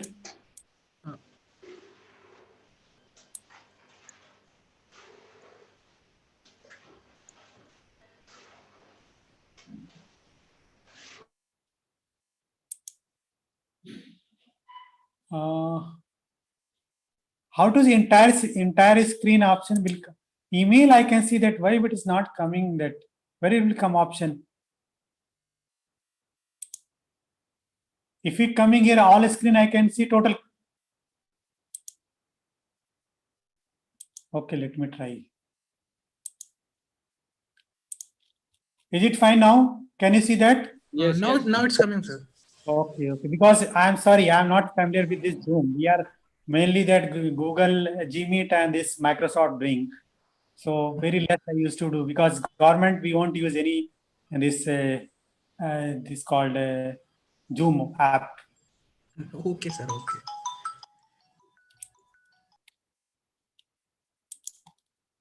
I think now it's fine, correct? It's okay, you can see that? Guys? Yes, sir. Okay. So as a tutorial, right, I'm just giving the, not only for any multi-class classification,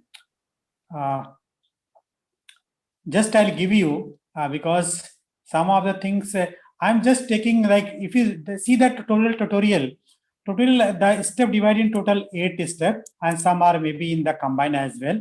So first, what we need to do, we have to import the library and data set. Second, we have to prepare the data set called dataset proper, this processing.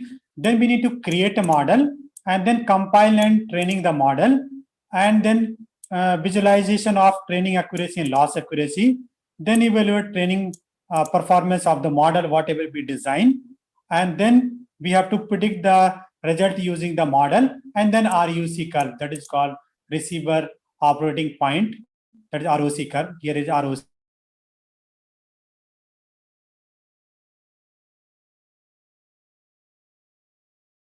So what we are going to do, we are doing that using the Mulligan data set.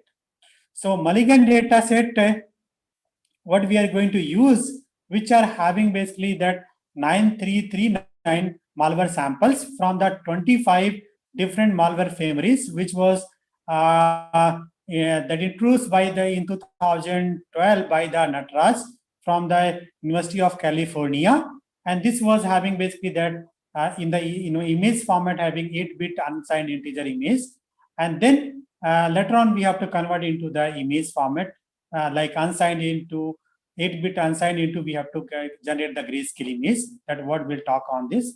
This is the what the library we have to import, all the library, NumPy, Panda, right?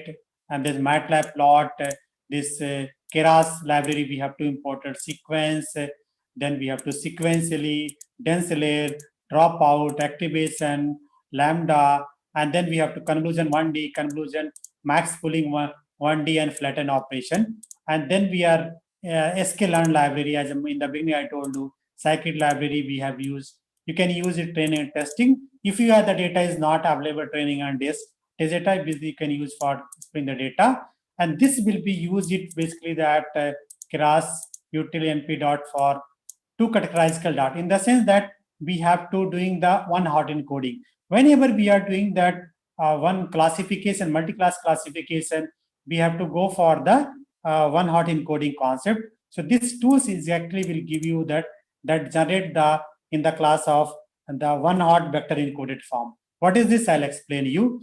And then because the data should be your own drive, so I'm using this Google Colab. So you have to, your data should be on your Google Drive. So what you have to do, you have to import the data from your drive, you have to bring into the Colab. So you have to link it, or you have to synchronize it. For that we call as mounting here. So from google.colab import drive, we have to do this very simple concept. Drive.mount / content / drive. This is standard syntax we have to follow. And then once you run it here, you see that the drive is here sync, right? Already mounted.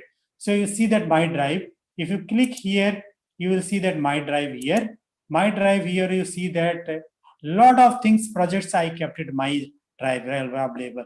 So in that case, I'll go to that where I kept it, where your folder, right? So for example, here, your folder security here, DL security. Here, if you go, there are 2 folder I kept it. Here data is there right now. So here my file is there. So everything I kept it here, you can understand. I hope you understand. And then once we got it, the imported data from the source, and then we have to write like load that data.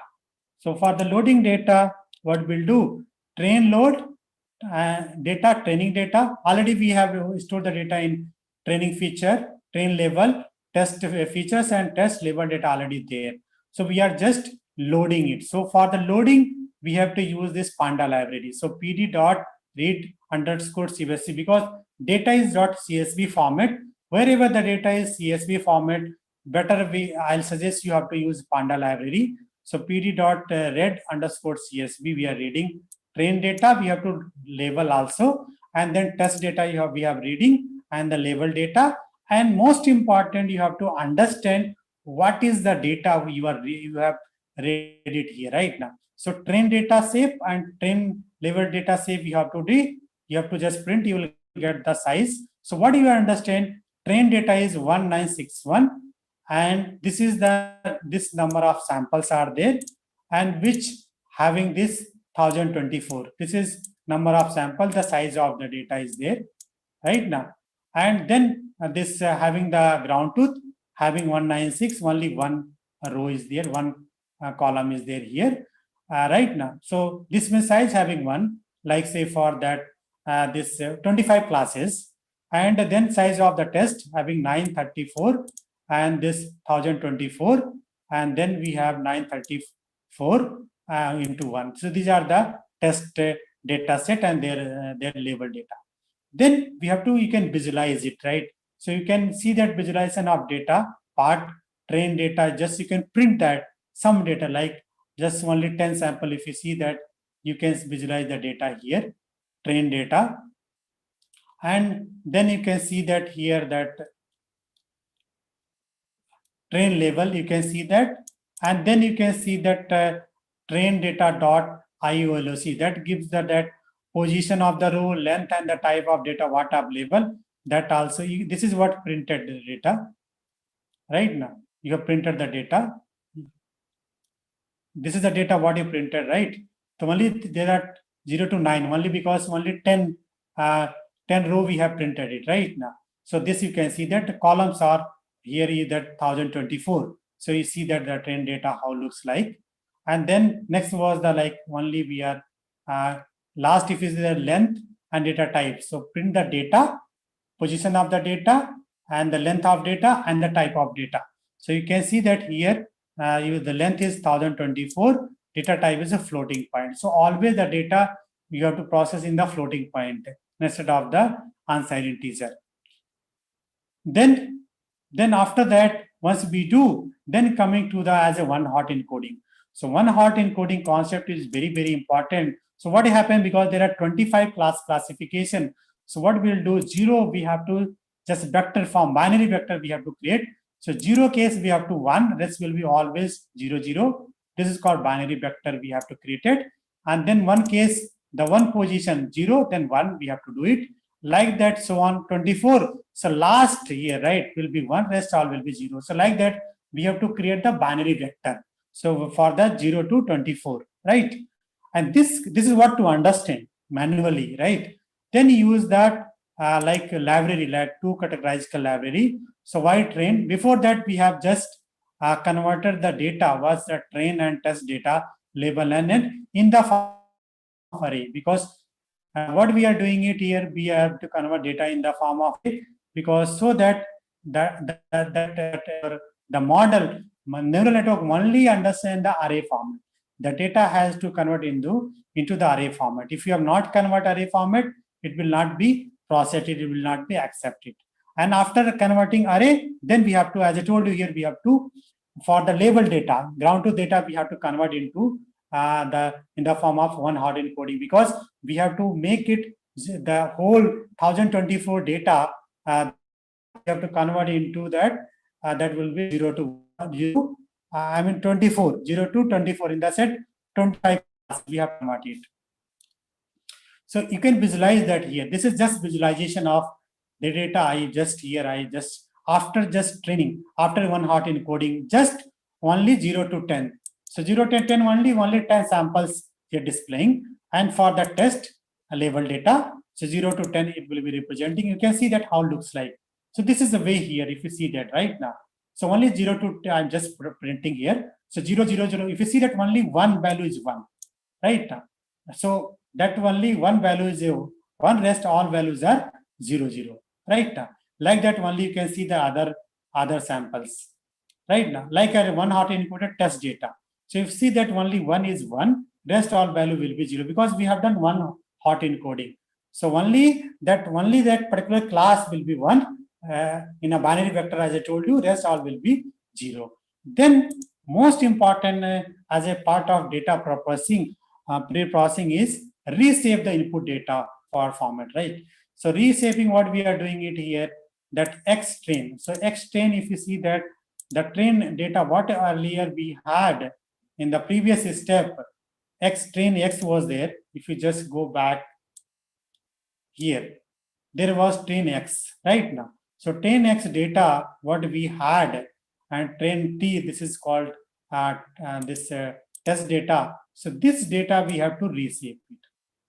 What we are doing, train X dot shape 0, comma train X dot shape 1. I mean, we are shaping that row and column both into 1. In the sense that why we are doing this, because as I told you, in the deep learning, that the depth of the input data is very important. The depth of the data. So what we did, data was in the CSV format. Then we have to convert it in the data. What we are going to convert is the architecture, that 1D CNN architecture we are using. For that, we are using basically 1D CNN architecture. So 1D CNN will be same as the 2D, just only we be using the 1D convolution instead of using the 2D. Max pooling will be using the one. Because of lack of time, I am not demonstrate the architecture. Otherwise, this will be left out. So, and this is for training. And similarly, we have to test and the data we have to do it. np.reshape. Reshape basically is a Python library, that very important concept.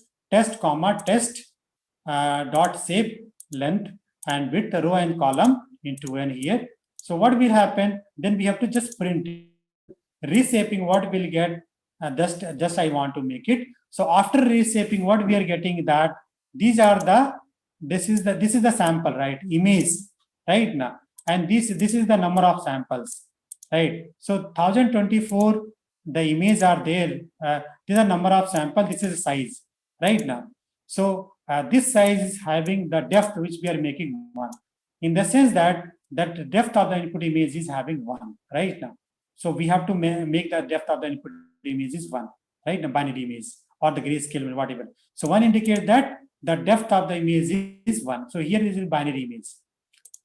And this is the for the test case here, 934 into 1024 into 1. So the depth part we are adding it. We have to make the neural network the depth what we are specifying that. Okay. The shape is very important. And before that, before unshaping, what was this? There's 1964 into 1024, 934 into 1004. This much samples was there, and this much basically column was there. I mean, this much columns are there. So this is what we did it after reshaping. Then this is create a model. So creating model is very pretty simple, as I told, right? Sequential we have to do. CNN equal to sequential. Add CNN. In this we are adding. What we are going to add? We are going to add the convolution, and we are convolution operation, then ReLU activation. 2 things we have to add the convolution layers. So convolution 1D, 64 number of filters we need to use. If you use 1 layer, 1 filters, your performance will not be sufficient. Then into 3 here, right now. 3 is basically the kernel size. So window, I mean the window of the kernel we are using that will be 3 here, right now. And the padding is same. Padding same, that we are using that after the convol operation, the size of the convol feature will be same as the input image. Activation ReLU. Input save is what we are giving 1024 into 1. So 1 is basically that depth of the input, because it's a binary image we are giving. So that this will be specified that input image, because we are doing 1D convolution, not we are doing the 2D convolutions. It's a 1D data we are. So what we are giving that here the data form. Then max pooling 1D, pooling size will be here 2. So here this will be 1D case. So just one square right now. I mean this, which having that the width of the pooling size will be 2 here, right? And then we are using flattening operation, and then we are using that rectangular window, and this dense operation. There's nothing basically this ANN here, like just ANN operation, which will do. We are using 128 nodes, and then we are using a ReLU activation function, because this is still inside neural network. And then we are using that dropout. So dropout will be basically use it to that will make the 0.5 in the sense that randomly that 50% neuron will be assigned the 0 weight. Rest will be the whatever you have initialized that. And then this is the last layer, which will be 25 neurons or the nodes, in the sense that, and the activation function which will be having the softmax activation function. So this is a way how we create the neuron model. Now this is CNN 1D model. This is a summary which I told you. This is how it looks like. And if you then compile and train model, so CNN.compile, loss we have to go for the categorical loss function, optimizer Adam, accuracy that will be use it, and then history create the model because we want to visualize his training loss and that accuracy as well. So fit we are training the model. Basically X train we have to give X train and Y train. This is X data. This is a label data. Epoch we have given just 100. And if you just I run it in the morning, so we got the 100 epoch. You see that it is giving that loss value and then accuracy. So just we run the 10 epoch, right? You can go for 20, 30 epoch as well. So accuracy is 0.83 only, training accuracy. Loss is here 0.46. If you increase the epoch, you will get even the accuracy will increase. Just for understanding point of view, I have not gone for more than. And then visualization of training and loss and accuracy. So just print the history and the history of the keys, means how many keys are there. According you can visualize. If the key says that you have the loss and accuracy, there are 2 keys in the history. Here history is there. Then you can visualize only the 2 parameters you can visualize. If history is having only the 1, like say for only loss, and then you cannot visualize the accuracy part. So here, this is a training. This is simple Python, a visualization of training. So plt.plot history.history loss, model loss. This is the label, very basic things programming. Training accuracy, this here, just similar we have to do it. This is a visualization. As I told you, what we want, loss we want to, it should be close to 0. So once you over the number of epoch, you will see that loss will be close to 0, in the sense that your model is learned and that properly, that loss is close to 0. If you do the prediction, then the prediction will be very good. And this is accuracy. So training accuracy also keep on increasing. Then come to the model evaluation. So score CNN.evaluate x comma test, x underscore test comma y underscore test. This is the data which has not seen by during the training phase. So this is what we have to apply. Print it. We got test loss is 0.56, test accuracy is 0.79, because just we have run the model only 10 epoch. And then model prediction, which is again very, very important. Y prediction CNN dot predict, X text data we have to give, and then Y underscore test class equal to np dot argmax. This is a very simple programming concept. Y test, we have to get it here. Y test class you can predict. This is here.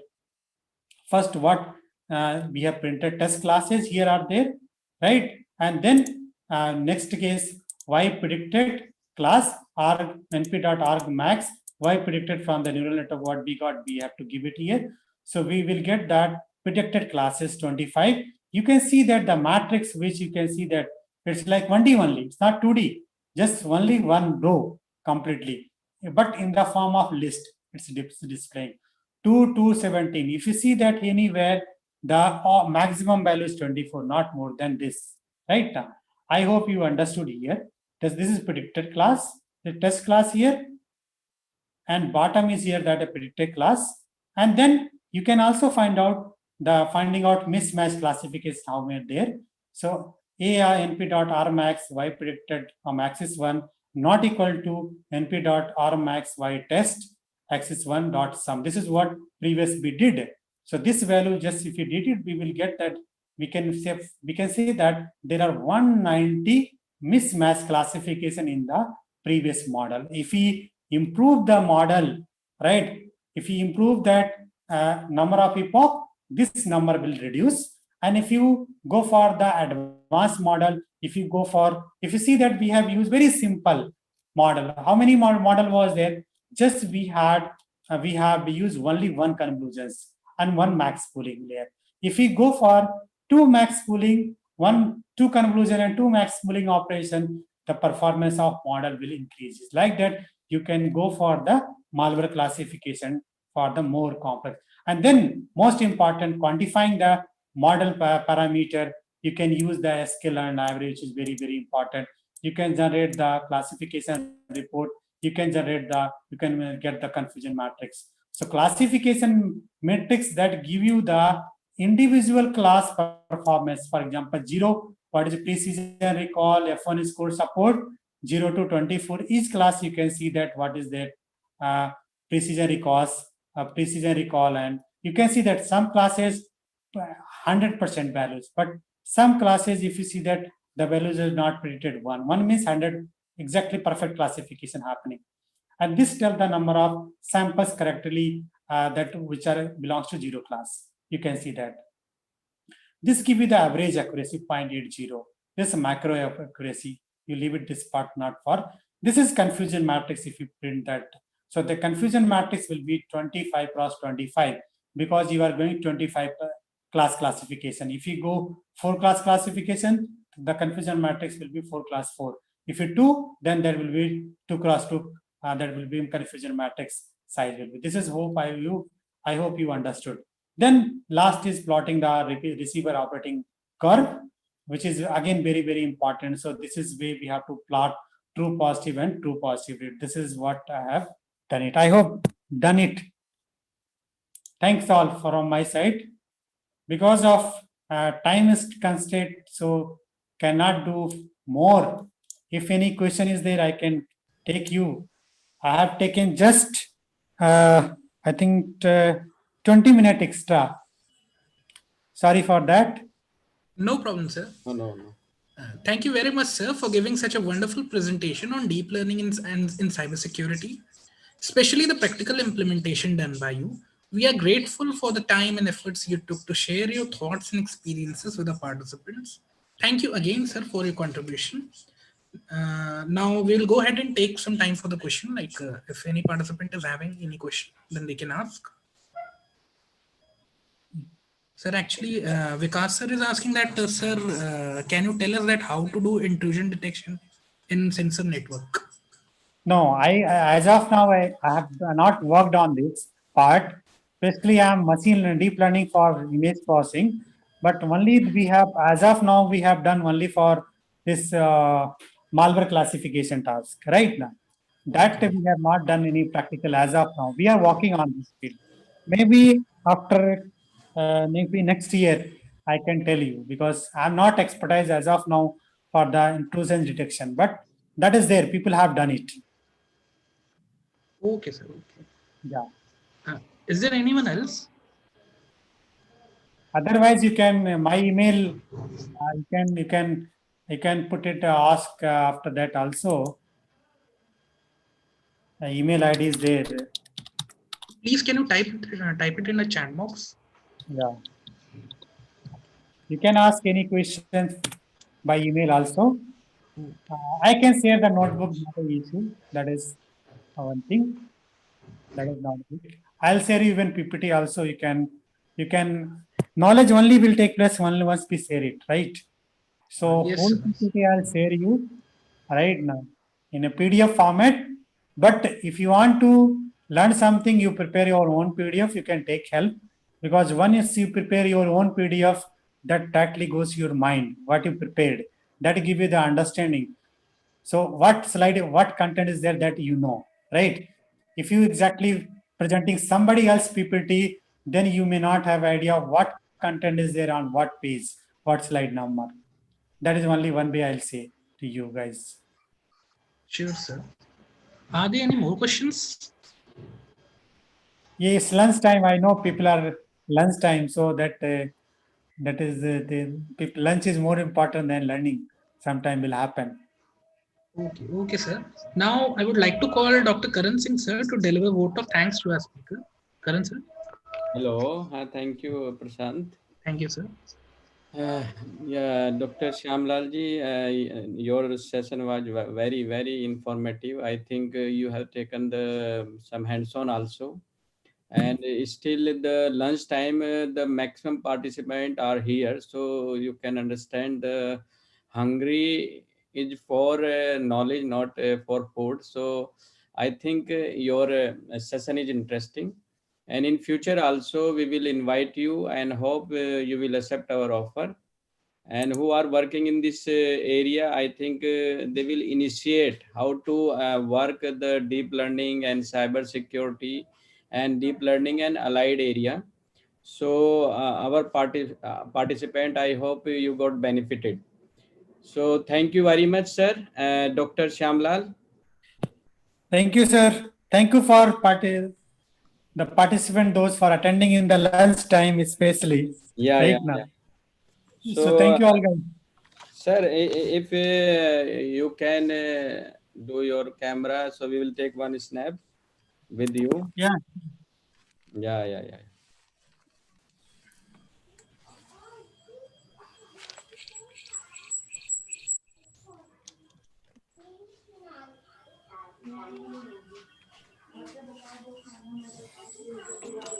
Thank you, sir.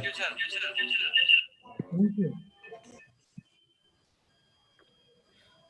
Send you the form and you have shared the PPT. We will update on website. Thank you very much, sir. So dear participant, we will assemble here at 3 o'clock because we are too late. So after 1 hour, we will assemble here 3 o'clock. So there will be one more last session. So after that, there will be 10 or 15-minute validity session. Then there is some meditation. It is not mandatory, but if you will join, then for 1 week you have attend all sessions. So it will be remove your just say what you have in your mind stress. So try to attend that session also. It will be near about 30 minutes if you have any time for meditation. So thank you very much, and we will assemble again at 3 o'clock. Sir, when we will get the results? Actually, I am very much curious about the results because my background was pharmacy, na, sir. I have attended. So there is no issue. We are here because as a teacher, as a coordinator, we have some marks as a TA because you are attending all session. Yes, sir. So Yes. you will be passed if you are continuous joining this session. Okay. Thank you so much, sir. Thank you so So much. already But we it is will a great learning indeed, sir. we will announce the result at the end of the session. There is a valedictory session for 10 or 15 minutes. So we will announce all name. So you just check your name is there or not.